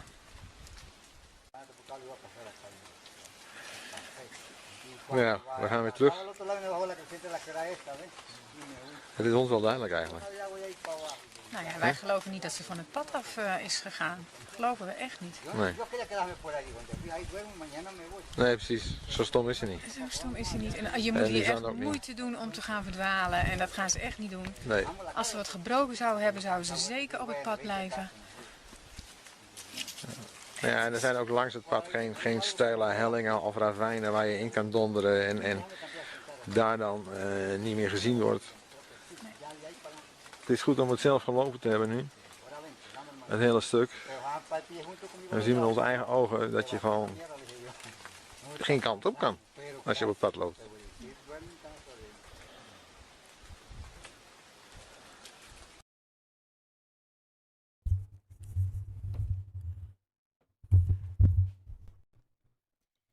Again, just my observation from this very limited footage, but it looks like Tour Guide F doesn't want to look the parents in the eyes.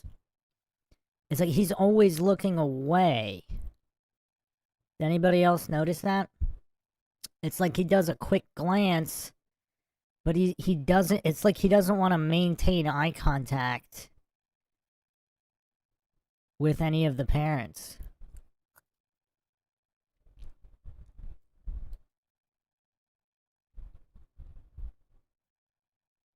I don't know. Is this an innocent or guilty man? What is everybody's impression here?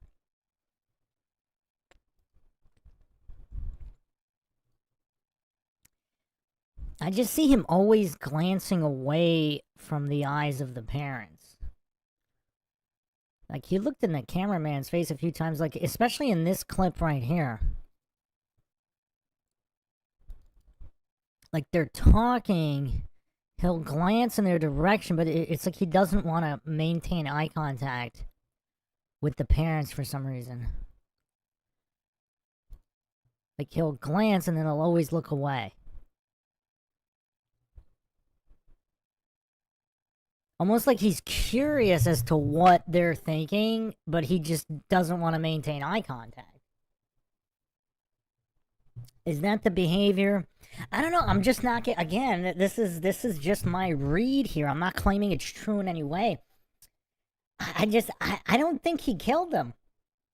It seems like he either is, if this local gang theory is true, I'm not claiming it is, but if it's true, Is he covering for a family member, or was he threatened himself and he's going along with this against his own will? And this is simply guilt and shame, and he can't look them in the eyes.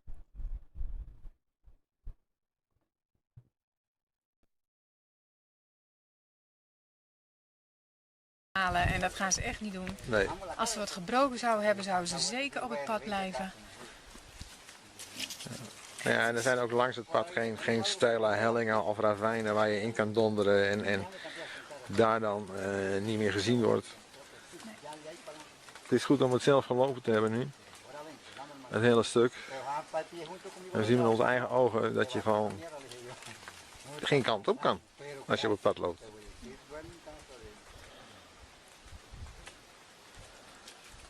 Het enige wat je doet als je denkt het wordt te laat, dan draai je om en dan ga je terug. Precies. En dan kan je best halverwege stranden, ja.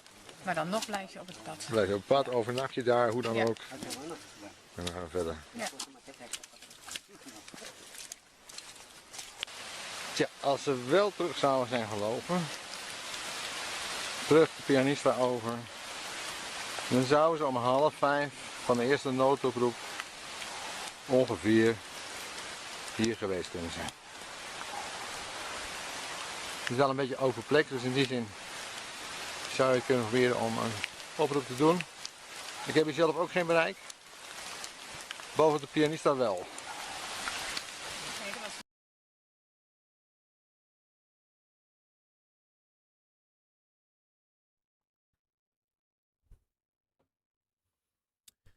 Also, again, just to reiterate, I mean, these locals with cows, etc., they're coming and going all around this trail. So whether they got lost, whatever the case may be, they would have encountered other people. So unless those other people did them harm, I mean, just the more you look at all this information, it seems like they really did come back. Unless we're just going to discount all those witness statements. But let's keep going here.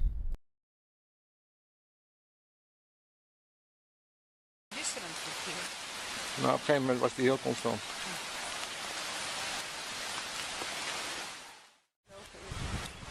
Vanaf de plek waar wij het verst gekomen zijn vandaag, is er nog 2 uur lopen tot aan de eerste kabel van de rivier.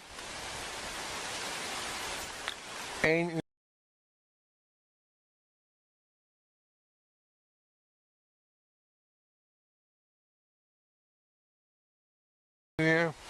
Van het punt waar wij zijn geweest.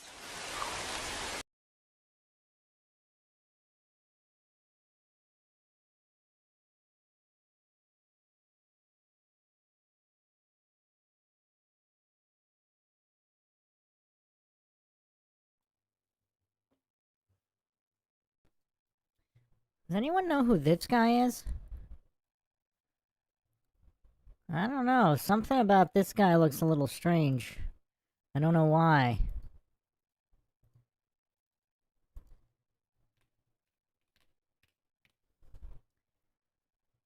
Just posture, facial expression.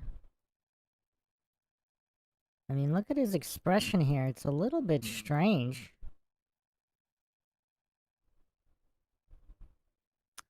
I wonder if anybody knows who this guy is. Is this a relative of Tour Guy F? Is this one of these guys? I don't know.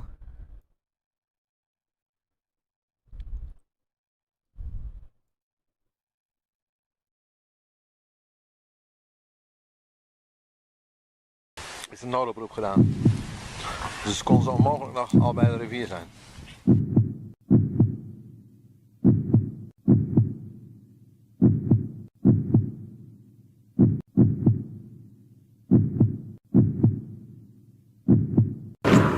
Tell me about this Pianista Trail. Is this a trail where you can get lost easily? Es uno solo. Only one. There's no way to get lost. You actually don't need a guide. What about the official story from the Panamanian government that they fell from the Monkey Bridge and their bones were washed downriver? When you're looking at the Pianista Trail, there are little farms everywhere. There's no way not to be noticed up there. You're actually passing through people's backyard.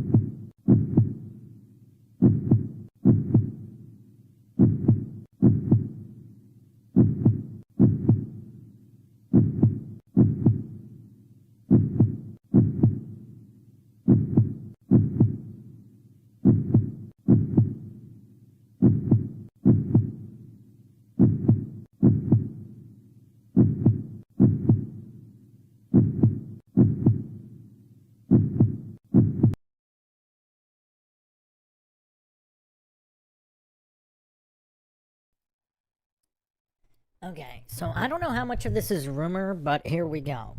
So we're getting into the major mind shocks here. So tour guide F's first son is supposedly part of a gang.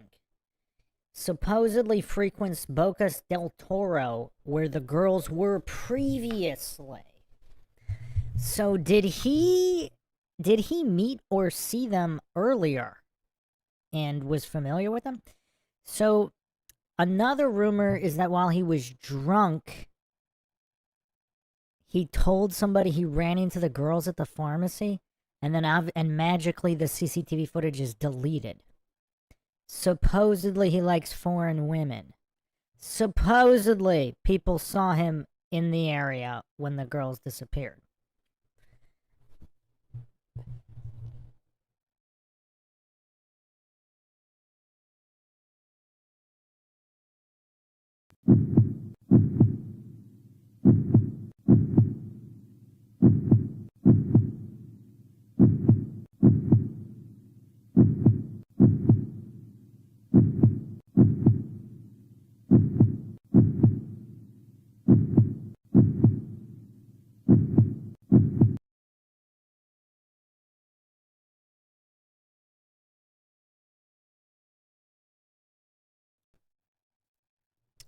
Okay, so let's get to the mind shocks and coincidences here. So Jorge Rivera Miranda is a friend of tour guide F's first son, and his mother owns the pharmacy where the CCTV footage was deleted. And he's found drowned April 4th, 2015 in shallow water. One of several mysterious deaths.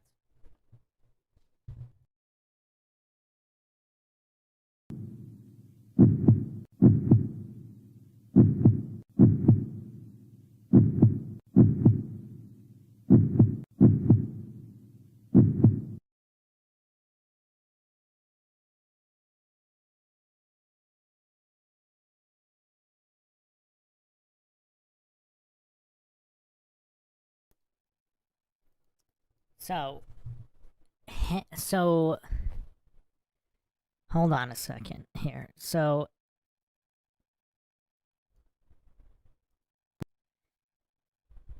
the tour guide is Feliciano Gonzalez. His son is Henry Gonzalez. Jorge Miranda is Henry Gonzalez's friend. The taxi driver who dropped them off is Leonardo Arturo Gonzalez.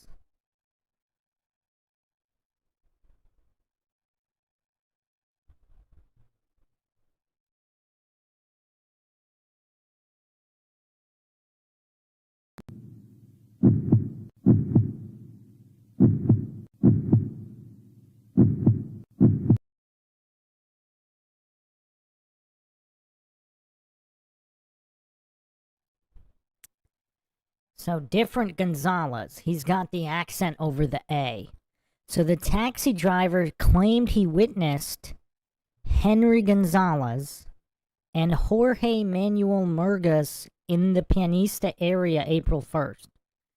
This taxi driver that brought the girls to the trail is found dead. March 3rd, 2015. 8 months after the girls' remains were found. I mean, the trail of bodies of people associated with tour guide F's son and this gang and the taxi driver that dropped off the girls. I mean, this coincidence stack is getting stratospheric. I mean, the coincidence theorists, I mean, I don't know how they're coping here.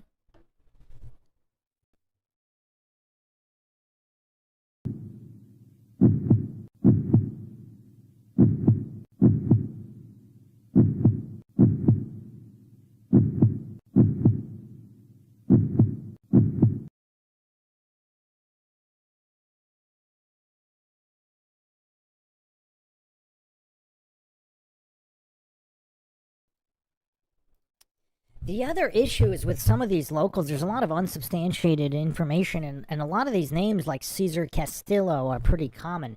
So Cesar Castillo was a climbing instructor that was in the area when Leonardo Arturo Gonzalez drowned. He did not see the incident directly, saw Leonardo's floating corpse afterwards. He said that there was no head trauma or reason for him to have drowned. He believed Leonardo was murdered. Now, apparently another person named Cesar Castillo was found dead near Panama City April 8th, 2018.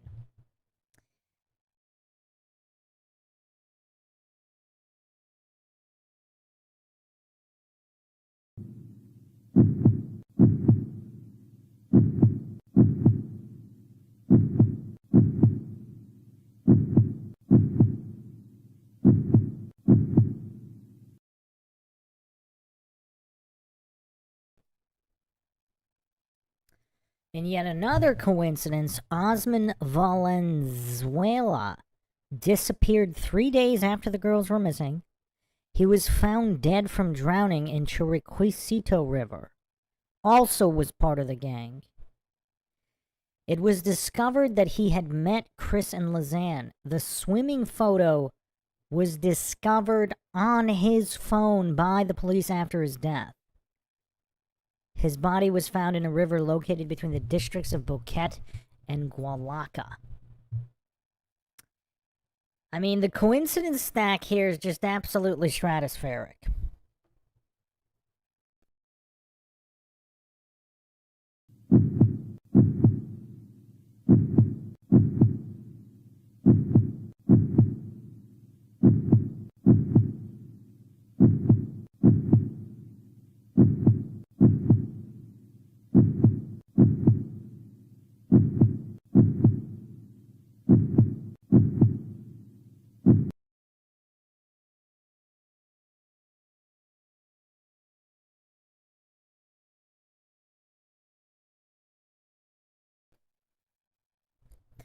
Also, Jose Manuel Murgas, who worked with Osman, was killed a year later in 2015 in a hit and run, also part of the gang. After he died, Henry Gonzalez, tour guide F's first son, wrote on Facebook that Jose was his little soul brother. His body was found on the side of the road near Boquete to Dolega, near the entrance to the Caldera district. And Murgas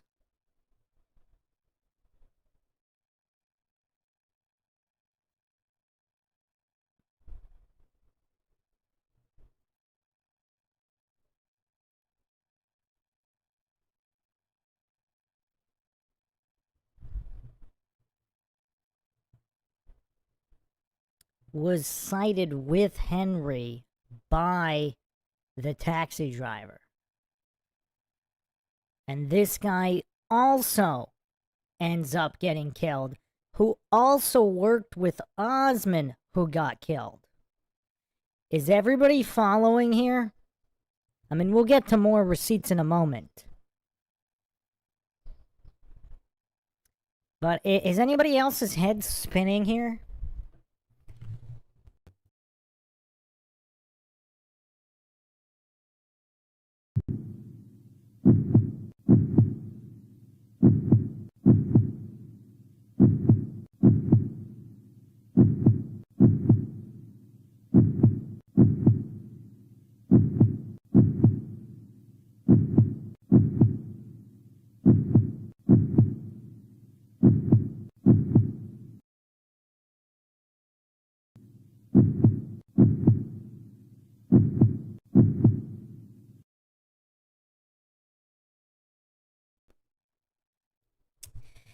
I mean, this is all very, very difficult, but supposedly, again, according to this local info, Heriberto Gonzalez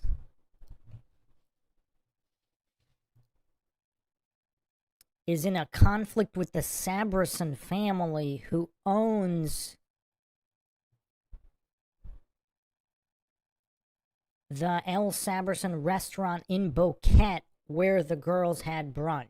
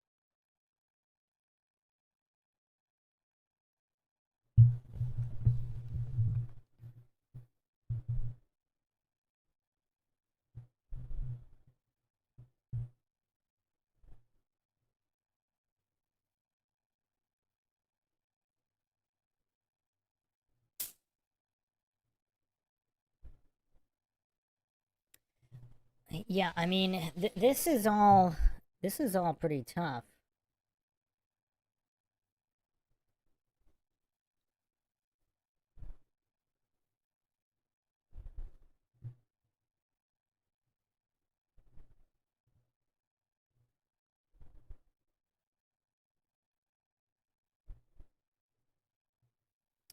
Another receipt here, I don't know if he's going to go over this in this documentary here. RTL Late Night, October 1st, 2014. KRIS KREMERS' father said that there was the DNA of an unknown person found on the backpack of KRIS and LISANNE. And he said that he and his wife do not believe that their daughter and her friend LISANNE got lost in the tropical forest of Panama. According to them, 2 forms from the Panamanian authorities state that KRIS and LISANNE were kidnapped.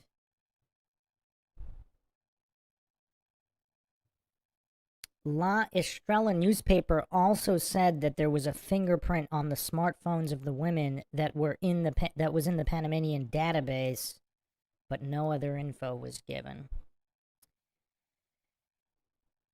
So that's curious.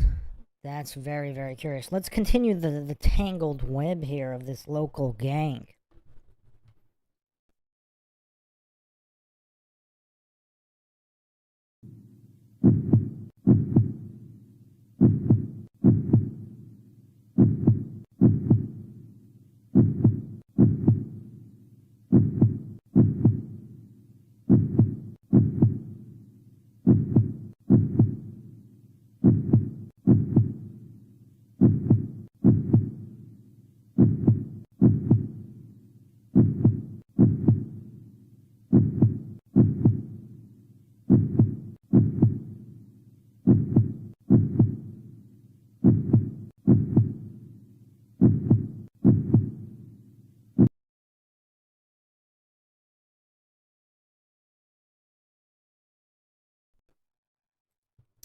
I mean, the strange deaths just don't stop coming. Lee Zeltzer, who helped interview locals, apparently he died, supposedly, suspiciously, But there's quite a few suspicious deaths here, because even Octavio Calderon, he was a criminologist working on the case, he died mysteriously as well.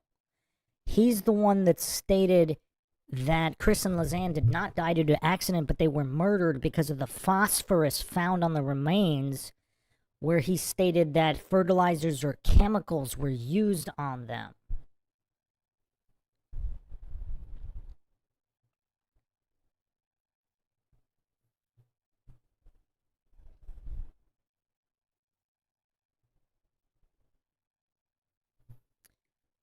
He stated, so this article is on laestrella.com, local newspaper.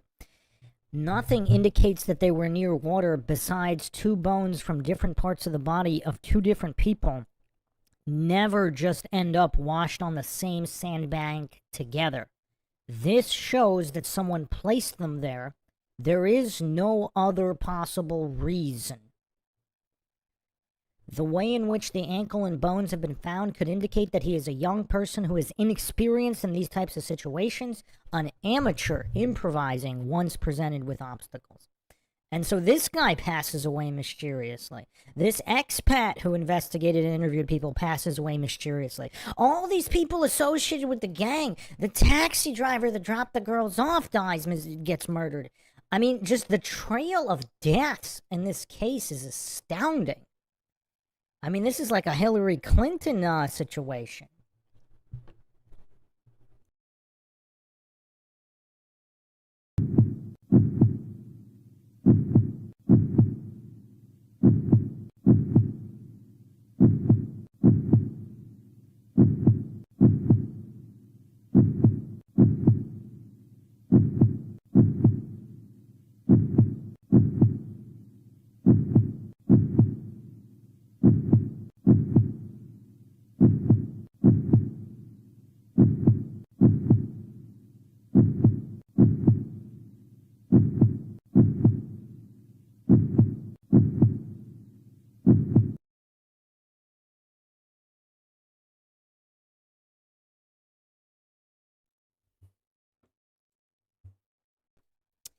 Yeah, the case of Eileen Widdeck is also a little bit suspicious. She's a German woman that lived in Boquete who worked for tour guide F, was an assistant hotel manager.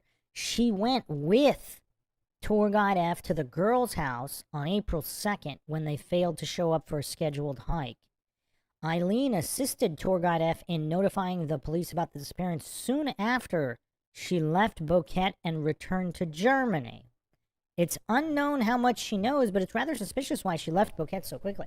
Yeah, it doesn't state here how long she lived there, but if she lived there for a really long time and, you know, made the permanent move and then she just goes back to Germany as soon as this happens, that's a little weird.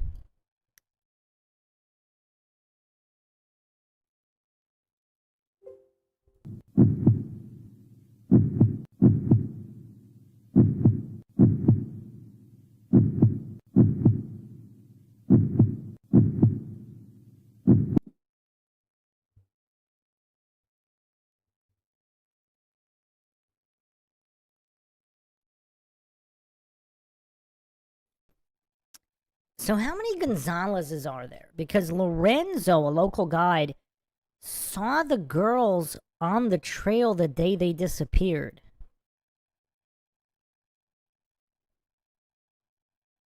On April 2nd, he reportedly told two French tourists not to walk the Pianista because he heard screams coming from the mountain the night before. So is this a case of he didn't know? So if he is family to tour guide F or some of these other local gang, maybe he didn't know that they were responsible for the girls, so he was just saying that, and then maybe later he either did or didn't find out that his own family members or these other people were responsible for this. So he really was being a good Samaritan at that moment. But yeah, I don't know. That's weird.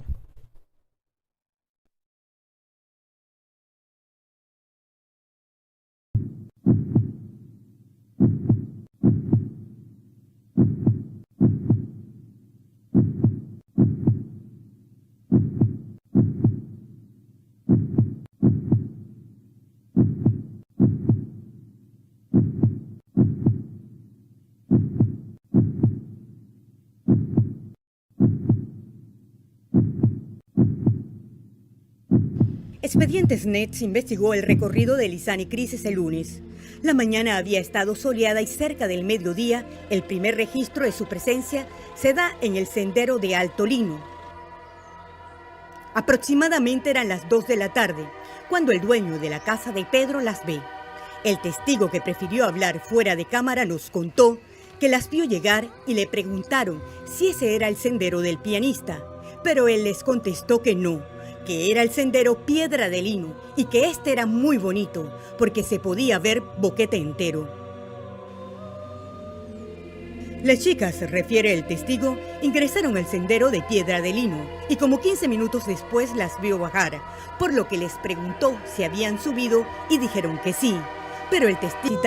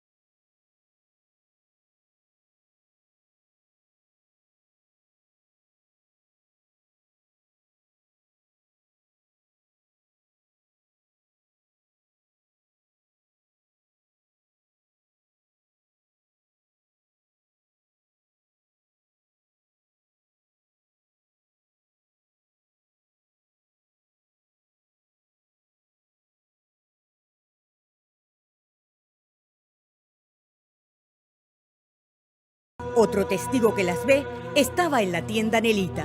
Eran las 3:30 y cuenta que una de las chicas se veía enferma. Me encontraba aquí en esta tiendita atendiendo a los clientes, pero en el momento yo estaba, eran como las 2:30, 3 de la tarde cuando las muchachas bajaron, sí. Pero una sí bajó, la más gordita que iba en una licra negra y la otra la alcancé a ver pero cuando iba allá abajo, porque la otra iba por este lado. Pero no pudo, se fue por allá porque como la piedra era suelta, la muchacha se fue de largo y allá en la vuelta fue que se logró ver nada más. Sí, lo que sí que la que iba aquí iba bien agobiada, bien estropeada, parece de caminar mucho. Y sí, contenta sí, pero de ahí no le puedo decir si las muchachas bajaron hasta el pueblo, se devolvieron en un taxi. Si bajaron en taxi, no sé, pero yo hasta la vuelta la alcancé a ver. Dando planta. Y yo estaba aquí cuando la chica pasó. ¿Cómo sabes que era las dos? Bueno, porque, andaban dos muchachas juntas, se fue. Entonces, cuando, entre 3 días, viene el guía que es Feliciano González, viene, me pregunta y me trae el foto, ahí donde que me di cuenta que era ella lo que había yo visto. ¿Y qué te acuerdas de ella? ¿Qué fue lo que viste de ella?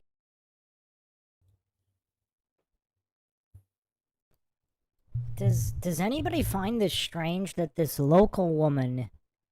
See, her expression is completely different than the first guy. I mean, look at the first guy here. He actually seems honest and forthcoming. I mean, he doesn't seem like he's hiding anything. He seems like a nice guy. I mean, I don't know if you heard like a kid in the background, if he's a father or whatever. I don't see any deception here. He seems like a nice guy. Now, on her face, she is saying that she immediately knew the girls were missing as soon as the tour guide F came up to her. I mean, is it simply intuition? Like she read some... I mean, why was she so convinced that these two particular girls had gone missing before anything was said to her? Did she see something else, like perhaps other individuals following the girls or something? Or one of the witnesses said that they saw the girls leave in a red truck or red vehicle. similar to the Maura Murray case. Did she see that as well, and that's how she knew?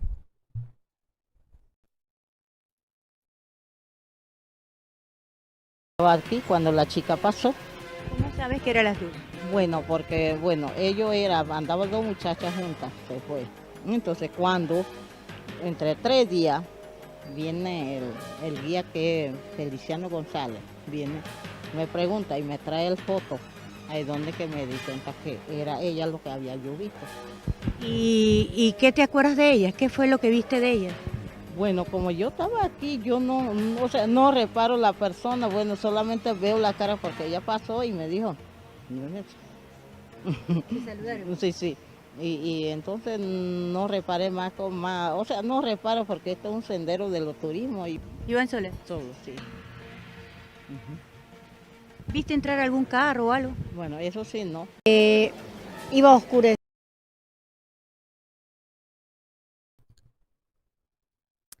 Wow, that interview got cut off so fast as soon as she said she saw them enter a car. So they walked alone, but then she saw them enter a car.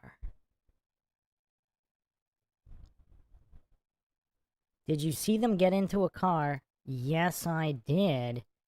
And the interview cuts off.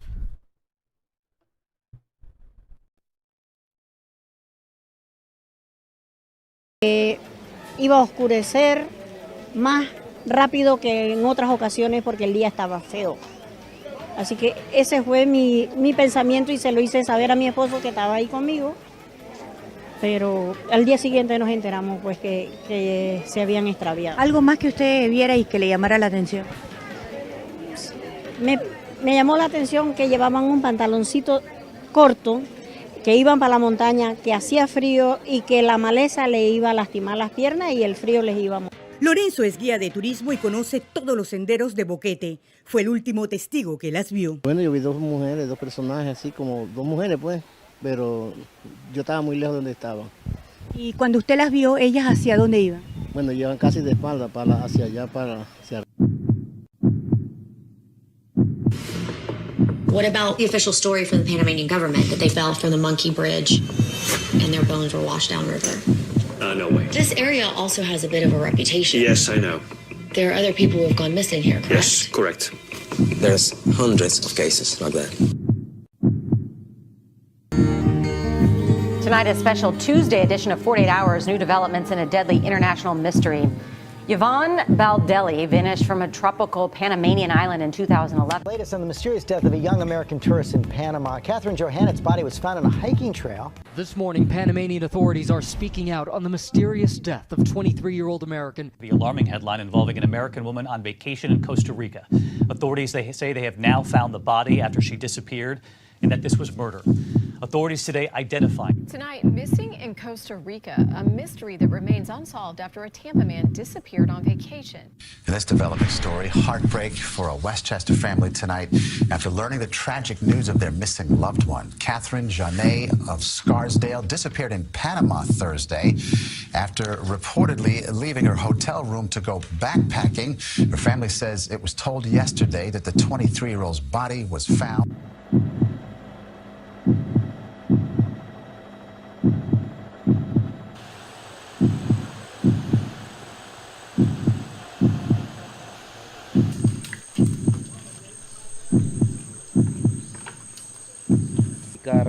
Una fosa donde se encontraban 7 panameños, 7 indígenas que fueron maltratados, fueron golpeados y fueron asesinados.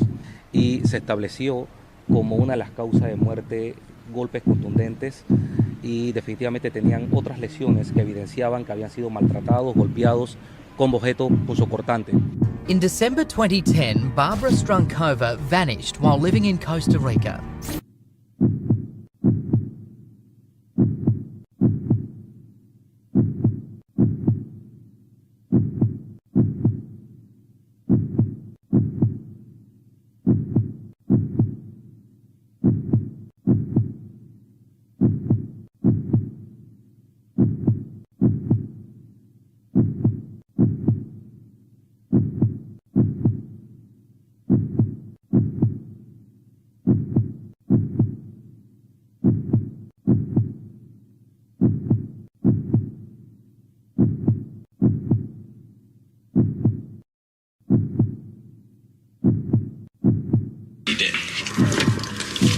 So these are the photos that we have. Estas son las fotos que tenemos. Okay, so this is the river. Yes, you saw these? Había visto esto. Esta es la. She says that's up in Pianista. Miren on the other side. On the other side of where? Oh, the divide. He says it's on that side. It's on their side. He's saying that is on the Buquete side of the Continental Divide. Oh, I just want to get this super clear. This photo is not taken on this side of the divide. Esta foto no es tomada de este lado. No. Now, the official story is that the girls hiked the Pianista Trail to the Continental Divide and then continued onto the Serpent Trail and then died at the Monkey Bridge. But Luis knows these trails better than anyone, and he says without a doubt that this photo was taken hours after the girls reached the Continental Divide and shows them hiking on the Pianista Trail back towards Buquete.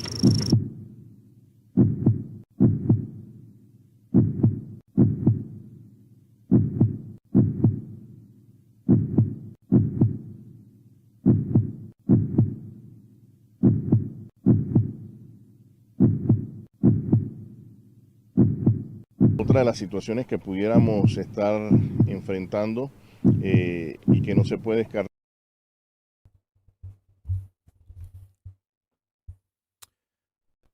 So again, for the coincidence theorists, this is the head searcher stating that they're not on the mountain.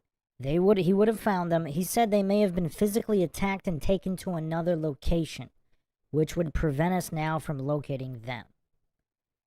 So all the goofy coincidence theorists without the mental capacity to properly assess these variables are hallucinating. All the local witnesses are mistaken. The head of search and rescue is mistaken.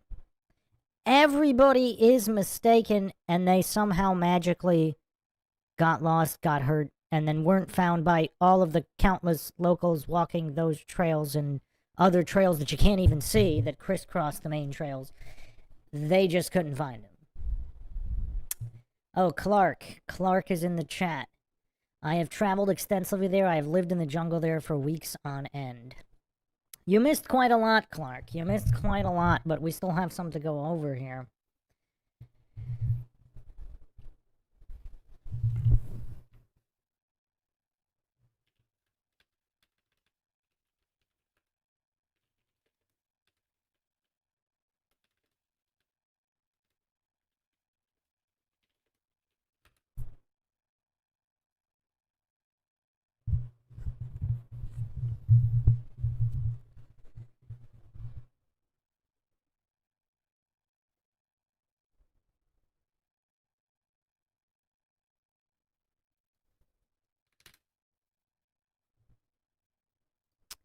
One second here. Let me double check something.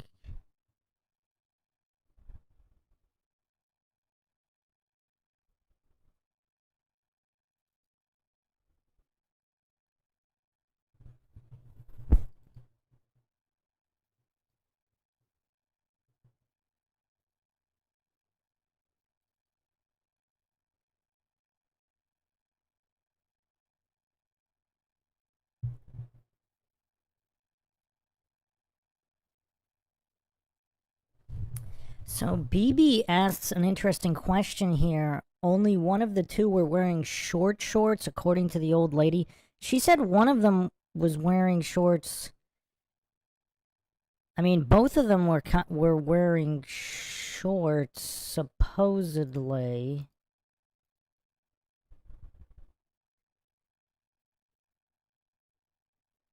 Although I suppose it's possible from a distance it could look like a skirt.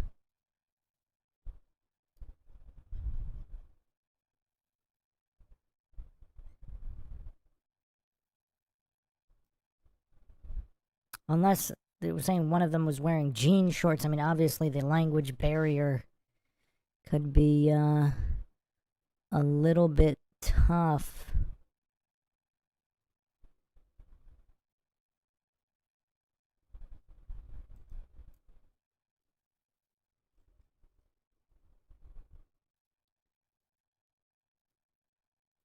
So, do these look like shorts or a skirt from a distance? I mean, they're both wearing pretty short shorts, but yeah, that's a good question. That is a good question as to the differentiation of the type of shorts. Huh, that is a good question. I mean, yeah, that's a good question, BB. BB said her comment was they weren't dressed appropriately for a long hike. Yeah, I guess most people wear pants, right? Because of ticks or whatever.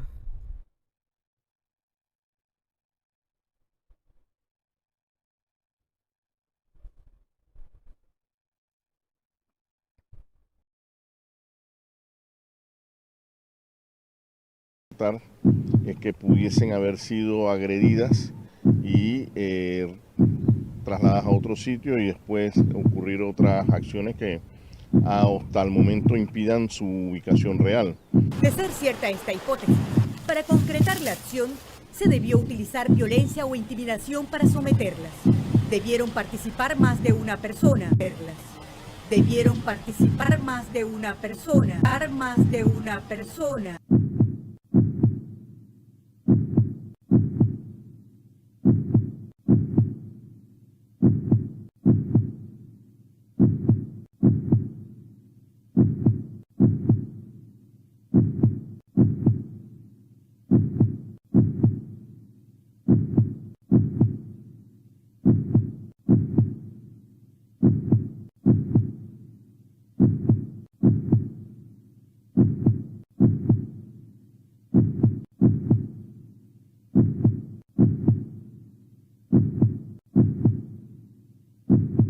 I wish you all the best for the rest of your lives and stuff.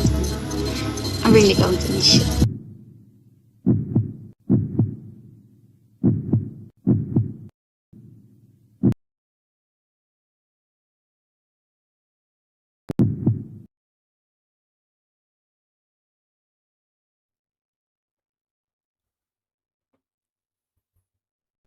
Okay, before we get to part 2 of that documentary,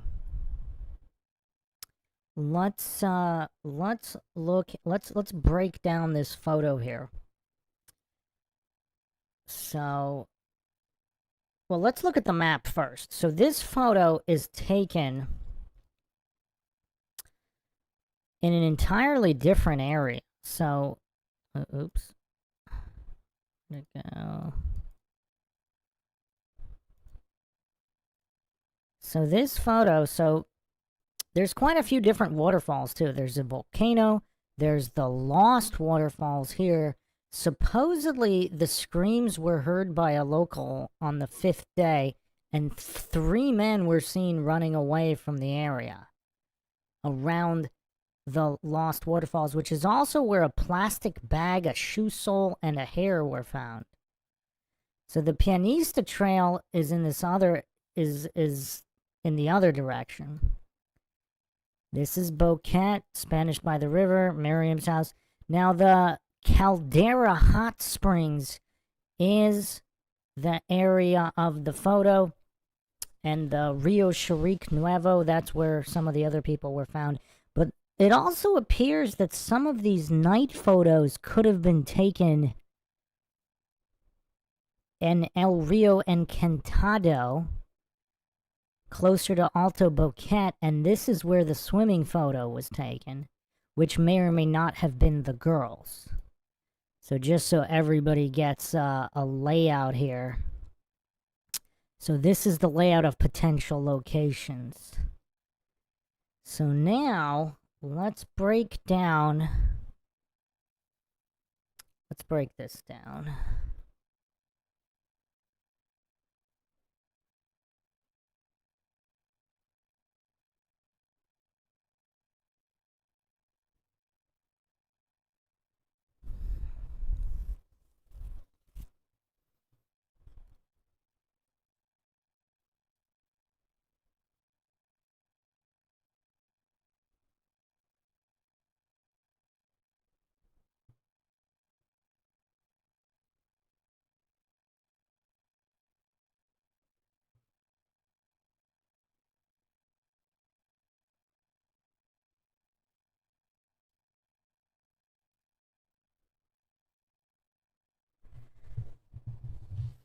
Just 1 second here.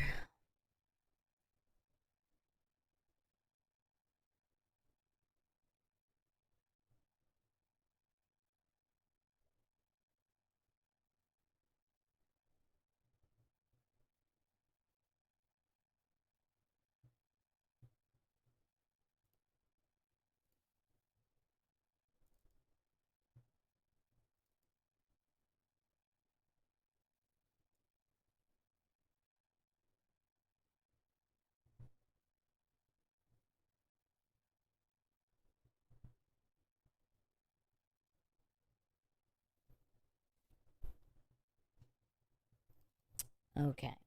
So let's dissect the photo here and who this could be in the photo. Clark says that supermarket is also the local bus shop transit center. My father-in-law warned me when we were there that it was very dangerous for gringos there. Yeah, Clark, you're gonna have to watch this episode back for all the details. So here's a post by Clarissa on the highly controlled and sham subreddit KREMERS Froon. Obviously, for any logical discussion, make sure to go to the Missing in Panama subreddit, run by yours truly for logical discussion, where sham moderators don't shut down logical discussion. The only thing that is confirmed about the swimming photo is the location. Identities for those featured in the photo often suggested are KRIS, LISANNE, Osman Valenzuela, and Jose Manuel Murgas. If this was true, that would mean all 4 people in the photo died within a year, including Osman, very close to KRIS and LISANNE. The photo is rumored to have come from Osman's phone, and while the date is not confirmed, one often quoted is on or around April 1st. An April 1st date could contradict the camera phone timeline. The swimming photo is therefore interesting, as unlike some other evidence that contradicts the camera phone timeline, it should, at least in principle, be verifiable. If not, the identities of the people, at least the camera and date, even though, of course, the information has not been confirmed to the public. I will initially give my thoughts on the IDs of the girls in the photos, but I'm mainly interested in what is verifiable about the photo, so most of the post is looking at different aspects of the info surrounding it, in particular things which might make it potentially important to the case, and trying to find the source for each. As the photo was made public by Juan, there is quite a bit of information from him here, quotes from his videos and comments on his albums. I'm sure a lot of this will already be known to people that are more knowledgeable of the case and have been here for much longer than I have. I have not been through all of Juan's video or all of his comments. I'm sure I will have missed things, so please add this in the comments. So Juan said that this photo was sent to him in November 2019 by Canadian researchers. Don't know who they got it from. So we don't even really have a verifiable date here on this photo.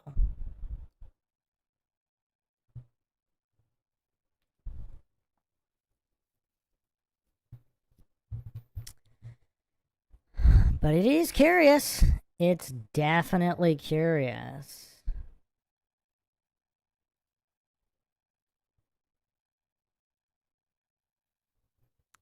So, thoughts on IDing the girls in the photo. Just looking at the photo, I have no idea if it is them. The figures look broadly consistent with them. The faces are too poor quality to really make anything out of it. However, one of the girls does appear to have red hair, which would obviously be consistent with KRIS, and is presumably uncommon in Panama.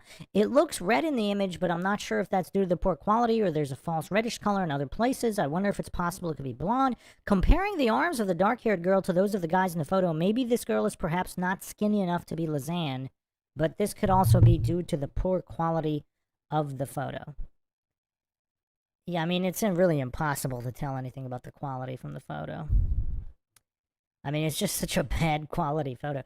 I wonder how much AI enhancement could help here, but when the original source is that degraded, I'm not sure.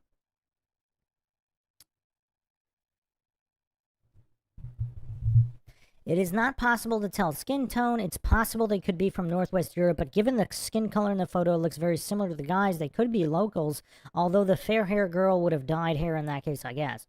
I do struggle to see how people can be so convinced from their appearances that it is the girls, particularly with the dark-haired girl. Imagine a significant fraction of the girls in the Boquete area of similar age could be made into her. I mean, let's look a little closer here, though. Oh, it's so difficult. It is so difficult. I mean, it is consistent. It definitely could be them. It could be. There's nothing here that is firmly in the opposite direction of it being them.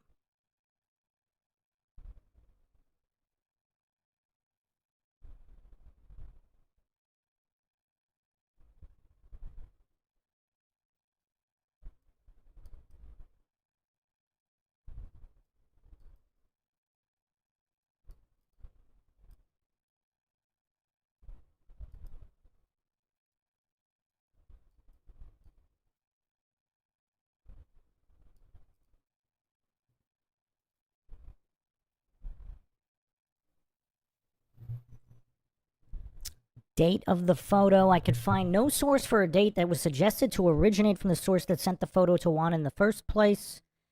Scarlett's blog says the swimming photo is not dated. The date I often see most quoted is the 1st, April 1st, but all I could find on this was speculation, saying this could be possible or this would make sense. I have not found anything at all to suggest that the image was taken while the girls were in Boquete. It appears that these dates on or around April 1st just come from working backwards after it was assuming it was the girls in the photo. The 1st of April is chosen because of either 1, the fact that the girls did not mention it in their diaries, or 2, that date could be the one that would indicate they returned from the hike. From the videos I watched and the comments I looked at, Juan does not appear to claim that the Canadian researchers that sent the photo indicated a date for it. Please correct me, though, if there's any source. View of the families and authorities. I could not find anything direct on this, but according to Juan, Dutch Public Prosecutor's Office ruled that the photo wasn't authentic back in 2014. Well, that's kind of weird. So he thinks it's a fraudulent photo? Like, what if it's not even them? Like, why would it be a fraudulent photo? That's kind of weird. I mean, also, I would like to know about this motion of, like, what is this? The peace sign? Is that something locals do, or do they never do that? And it looks like the guy with the hat or whatever, is that hat intentionally kind of low on his face to hide his identity? I mean, the quality's just so bad, though. Now, there is the rumor that 1 or 2 of the gang members who died actually had this photo on their phone. So we'll see if that can be verified. But let's get through this Reddit post first. And how would they rule it wasn't authentic? That's kind of weird. The journalist of my article, Carlo Williamson, just said that he was in touch with the Kremers family. Back in 2014, this photo's research, they said the identities of the girls have been retrieved without specifying anything. The Kremers now claim they know the identities of the girls on the picture, but they are lookalikes, and deemed this photo a fantasy, after which they forbade the journalist of my article to ever publish about the case again. See, that's kind of crazy, because that means, but this is not a first-hand claim. So this is a claim, this is a second-hand claim or third-hand claim that the Kremers know the identity. So there's conflicting sources here. So the authorities said that it was fake, and then now the Kremers are claiming that they know the authorities of the girls in the photo, but they're just lookalikes. So either they never said that and it's damage control, or could they have said that because they know that it is them and they don't want to compromise evidence in a case? So if they know that it's them, that would make the other individuals here suspects. Or if they really do, if this photo really is completely unrelated, I mean, why would they be so adamant about never being asked about it if it's just an innocent explanation? Oh yeah, we were in contact with these people. This was them. They provided evidence that they were at that location and whenever, and they provided evidence of the men in the picture, and it's all nothing, not related. So that's kind of weird. Juan did make what could perhaps be interpreted as an insult attack on Hans in the same post as some of the quotes. I'm not sure how accurately he's portraying exactly what the Kremers family said here. Juan also mentions in a video that the public prosecutor's office confirmed to me weeks ago they declared it not authentic. But then they say, surprise, surprise, they even researched who was in the picture. So that was the only police work done. They researched 2 vague figures, and they could even find out who these 2 girls were, so it didn't say the pictures. Yeah, that's weird. If the picture's not authentic, how are they verifying all the identities? So the photo was allegedly found on Osman's phone. Just after publication of the swimming photo, in Juan's video, KRIS and LISANNE 2019 all figured out, he states, quote, the new mobile phone picture, which is maybe perhaps from the phone of Osman Valenzuela already in 2014, they said he had 2 pictures of KRIS and LISANNE on his phone, which is why he had to die. That was the rumor. But I don't want to speculate about the rumors anymore. I'm not sure where Juan got the claim of 2 photos of KRIS and LISANNE being on Osman's phone from, but it might be related to a quote from a post on a Dutch forum in 2014. Quote, my contact in Panama told me 1 month ago that according to his friend at the DIJ, the Panamanian investigation, 2 photos were found in the mobile phone of the drowned 22-year-old Osman Valenzuela boy. 1 photo from a blonde-haired girl and 1 from a red-haired girl. The same forum member apparently later stated, quote, I checked the email once more, and my contact in Panama wrote that it was a photo of Osman and the 2 girls with blonde red hair. The DIJ have the cell phone with this photo in their possession. If that is the case, a post on a forum suggesting Osman had a picture of 2 girls with blonde red hair on his phone appears to have turned into a rumor that Osman had 2 photos of KRIS and LISANNE on his phone. A comment from Juan from the early 2020, Dutch Public Prosecutor's Office ruled this photo wasn't authentic back in 2014 already, but I think it is. And it could have been taken on April 1st after the Pianista hike. Yes, it isn't mentioned in their journals. Maybe it was shot by the mobile phone of one of the guys with the hat. Osman Valenzuela. So that means there was at least another individual. So who's taking the photo? So it's the 2 girls. There's 2 guys in the photo, and then whoever's taking the photo.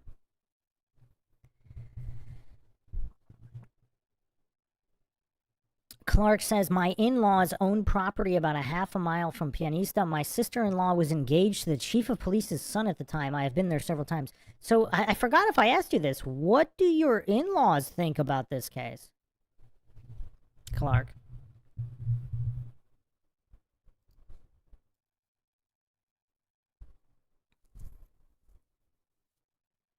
A further comment from Juan regarding whose phone the swimming photo was from. We don't know if it is from the phone of Osman, never returned to his mother, or someone else.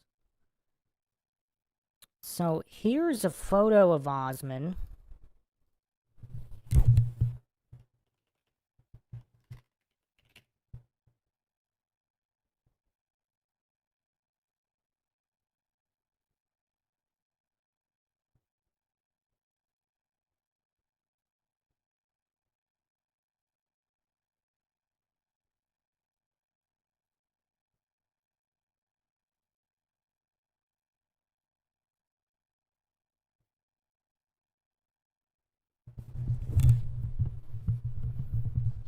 So again, I mean, the quality's so bad in this photo, it may or may not be the guy. May or may not be the guy in the photo here. We don't know.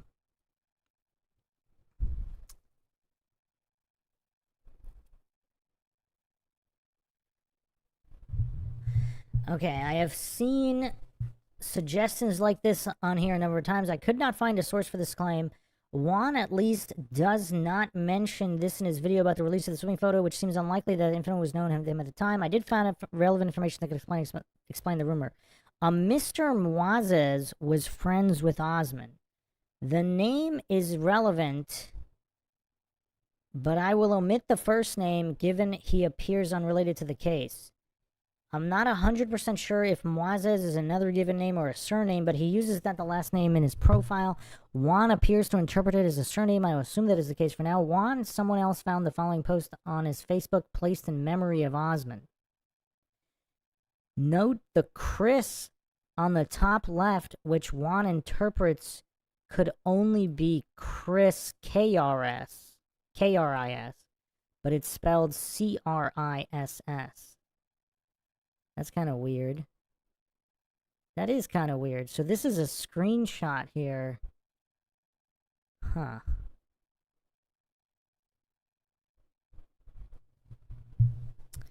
Also note that Moises is the same name that of a waiter that Ingrid says serves the girls. Ingrid says waitress, but this could be a mistake, given she calls them he later in the same post.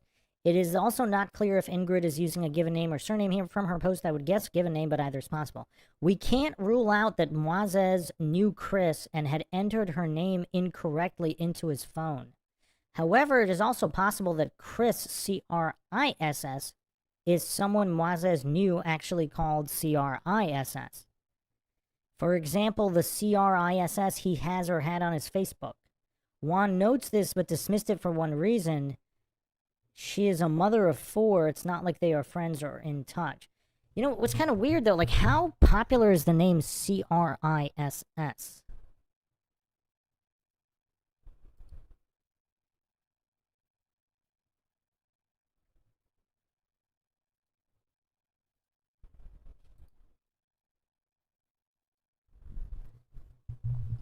I didn't look into how many children she had. I don't think it's relevant, but she would be a young woman at the time. She apparently had 3,600 friends, which was Juan's other reason for him to dismiss this. She had so many friends she probably didn't even see Moises' posts.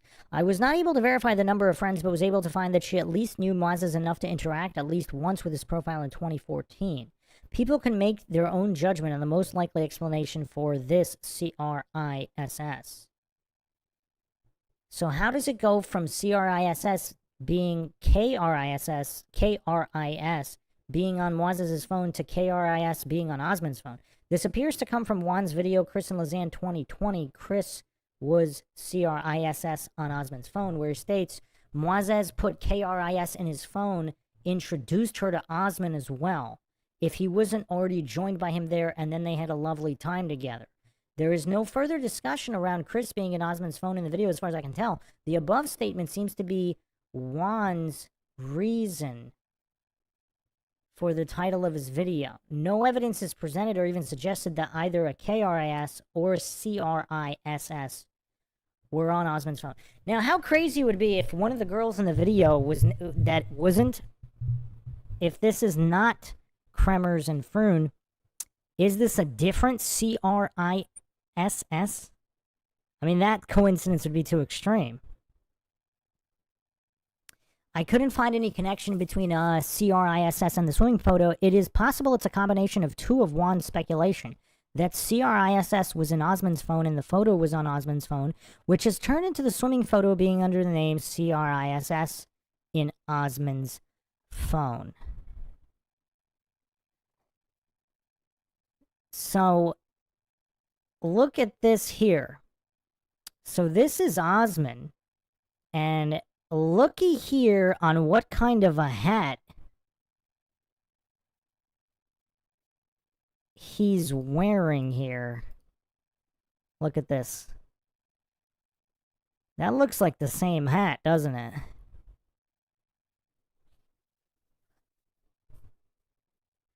What are the chances that Osman here,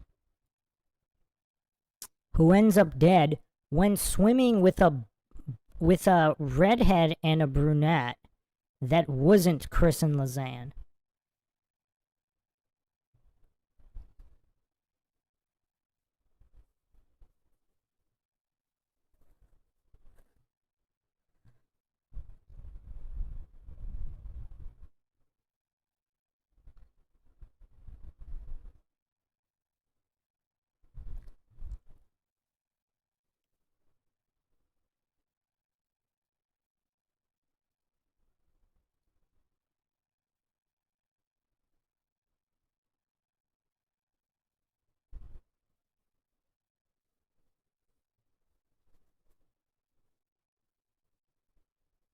Summary: the source of the photo is Juan, who got it from an unspecified Canadian source, who in turn got it from an unknown to us and seemingly also to Juan's source. The origin of the rumor that the photo was from Osman's phone appears to come from Juan, suggesting this is a possibility.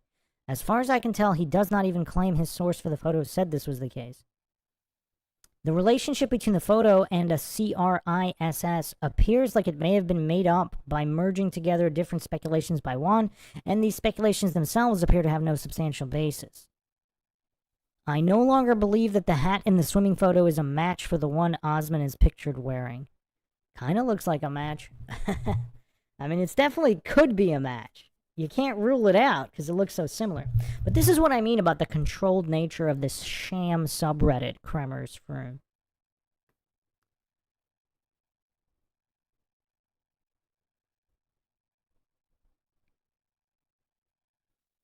A commenter here says that CRISS in Spanish is short for KRIS or CHRIS, and that Hispanic people often spell phonetically.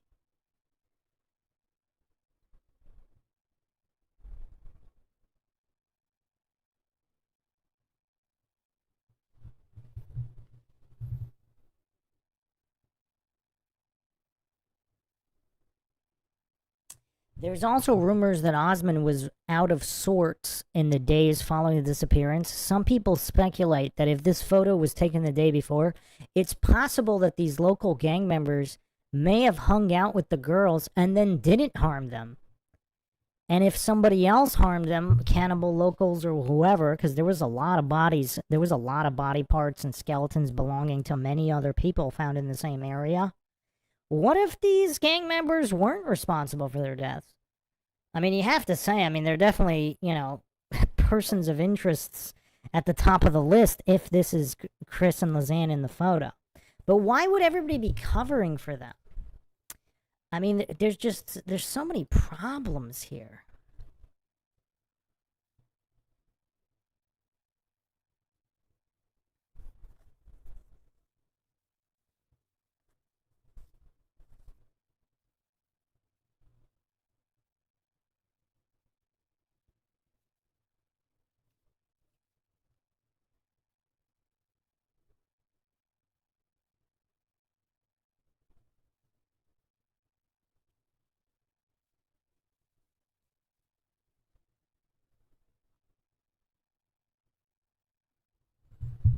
A poster on the subreddit said, "We talked to locals." All right, let me screenshot this.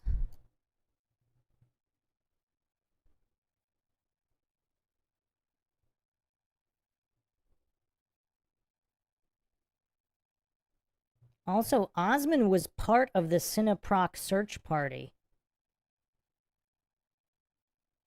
Huh. That's interesting. So this gang member is part of the search party for the girls and may have appeared in a photo with the girls. And had met them prior.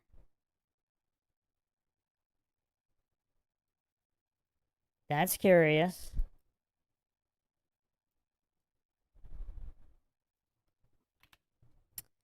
Alright, so here's another post here.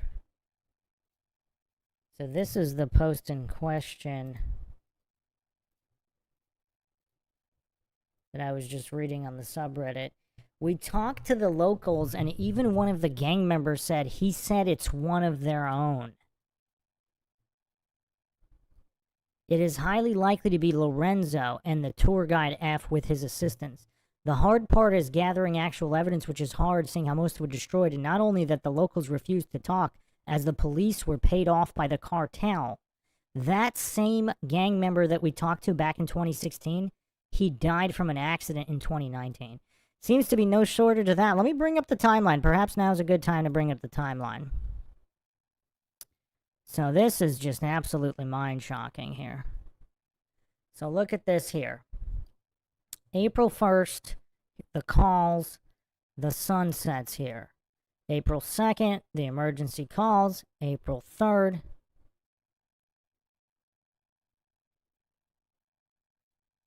Okay. Osman Valenzuela supposedly died on the 4th. And he was part of the search before that. His body's found on the 5th, which also happens to be the last successful pin entry on the 5th. So on the 4th, I mean, this is just unbelievable here. So the following year, so almost the exact anniversary, Jorge Rivera Miranda, his body is found on April 4th, 2015. Osman is estimated to have died on the 4th, found on the 5th. His death makes the news on April 6th.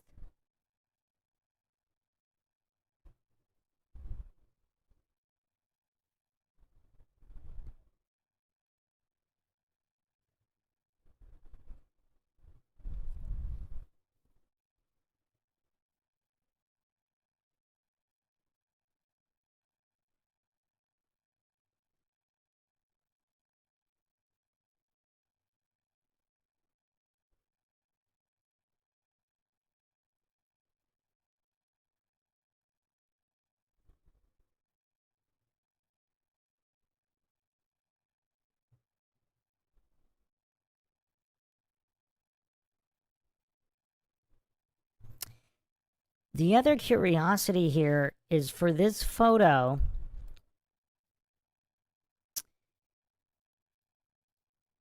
the reason that the girls are so low in the water is because they're not wearing tops. And that's curious that the bras were found in the backpack, as if they weren't wearing them, which would make it very, very chilling if something happened to them immediately following this photo. Did they perhaps hang out with these gang members, and then if the gang members made certain advances that they rebuffed, did they pay with their lives for it, and all of this was set up after the fact? After that fact, and all of this was covered up.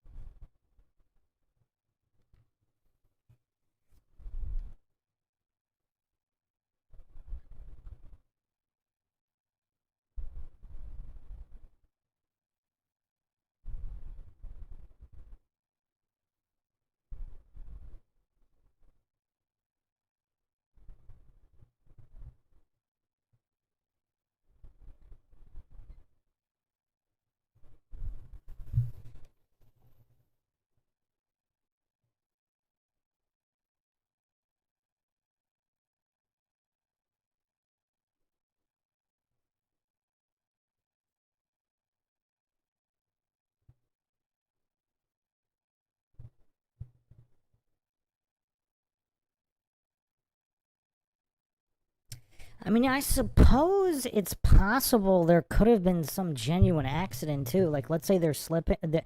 Let's say, I don't know exactly what kind of location this is, but is it possible there could have been an accident on the rocks and they fell here and got injured here? And maybe the guys didn't intend to kill them, but then covered it up after the fact, or they were. I mean, it just, for some reason, there's just an air of nefarious activity around all of this. So, did they get injured rebuffing the advances of these guys? So, if there's 3 guys, I mean, I suppose we shouldn't fall for false dichotomy fallacies. Is it possible the person taking the photo is a woman? And they felt more comfortable getting into a vehicle with a woman and 2 guys instead of 3 guys? I don't know, just thinking out loud here.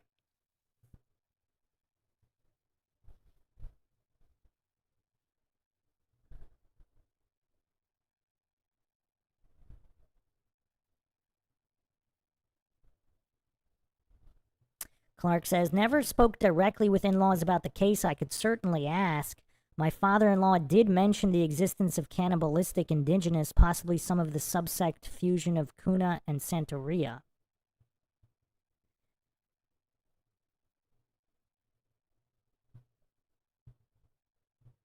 Well, yeah, I don't know exactly what kind of gang this is. Yeah, maybe just local thuggery. Not, not. I don't think anybody's alleging this is MS-13 level or anything like that.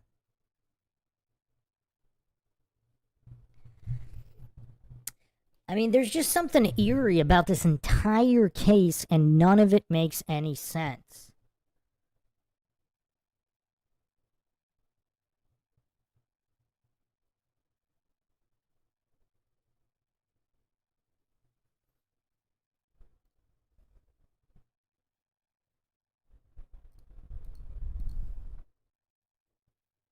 There's also one other major issue here. Let me see if I can find it. This is one of the biggest mind shocks.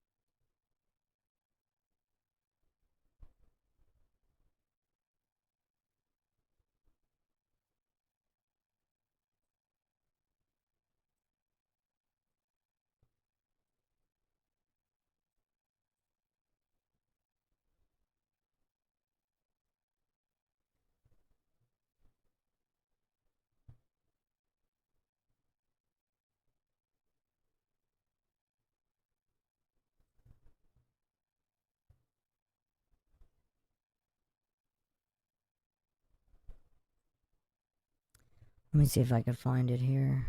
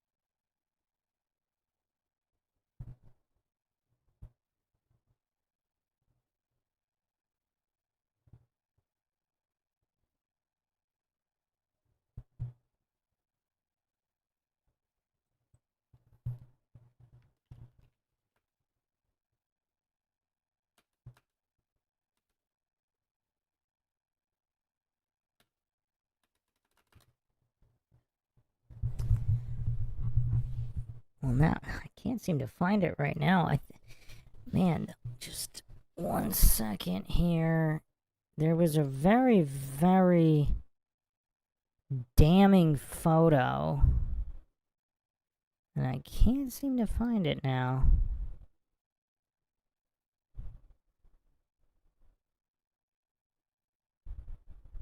What the heck?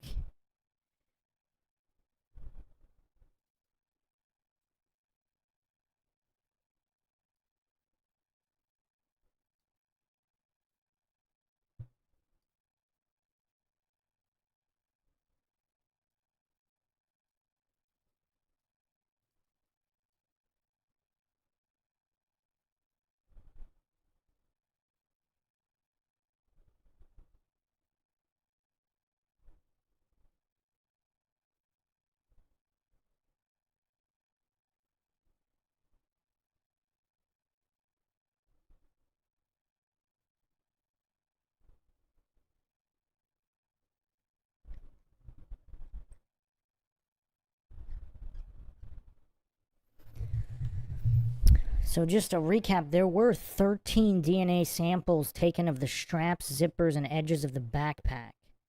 DNA was found only in 3 of the samples. 2 different women and 1 man, never identified, and the DNA samples did not match KRIS and LISANNE.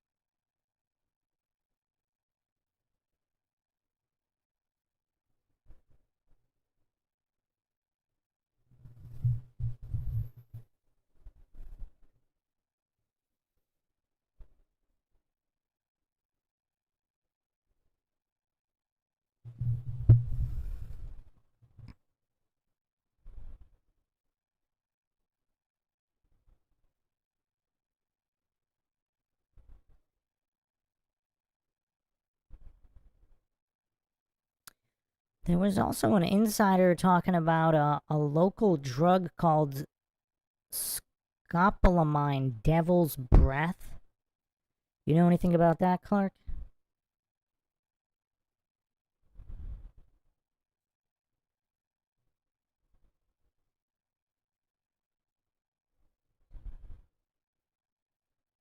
Also interesting, the jean shorts had no trace of bodily fluid or skin cells of any type. That's curious, especially if those are not her shorts.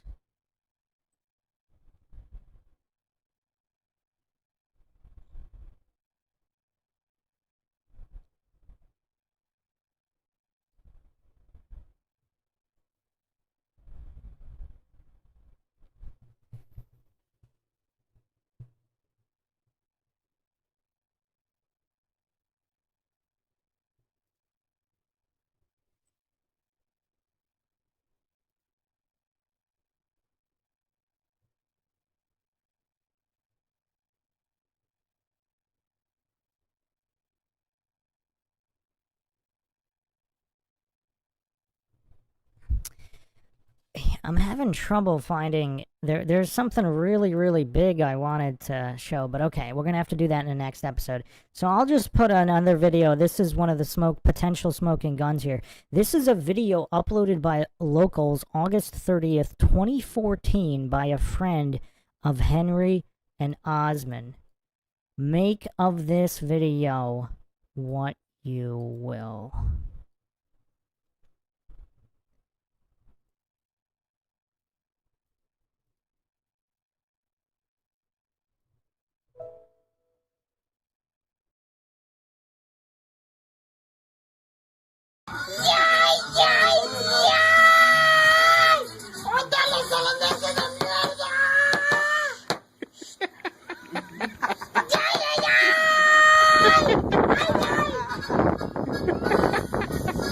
Otra con otro. ¡Vámonos, Ricky!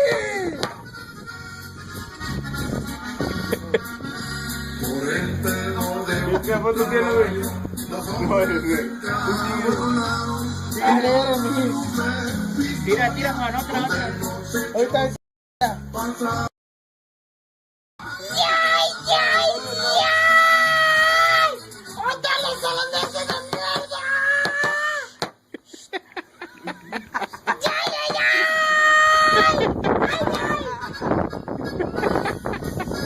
Otra con otro. ¡Vámonos, Ricky!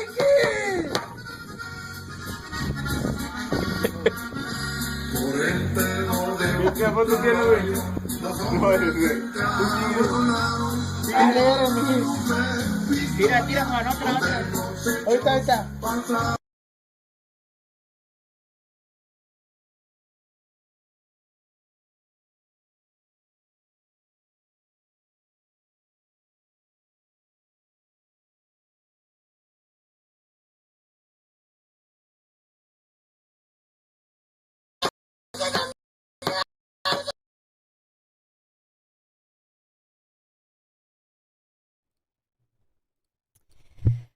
So obviously we don't have context here, but he's just doing weird screams and banging a very large knife on a table. A very large knife.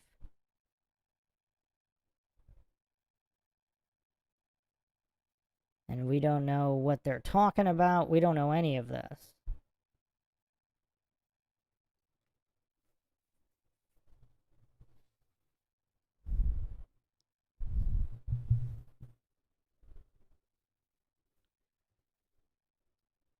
So yeah, I mean, I'm gonna have to do another follow-up episode. I mean, there's still so much to go over, but this has been over 3 hours now. So, is that common, Clark, to just scream and bang a large knife on a table? I mean, obviously we don't know what was being discussed before or after. But yeah, now there'll be a follow-up. It won't be this long this time. I mean, it took me a while to put all this together, but we got plenty more to go over. Clark says it's like the Panamanian version of the rebel yell. Okay, so it's not necessarily... So you wouldn't guess that it's him possibly referencing some murderous activity? So perhaps this is not damning, but who knows? But thanks again, everybody, for joining us for another edition of MindShock True Crime. If you want to help support the podcast, you can donate to our PayPal. Just check the link in the description. Make sure to subscribe, like, and share. Twitter, Facebook, Reddit, and Patreon. This is Bruce McGuire signing off. Catch you guys next time.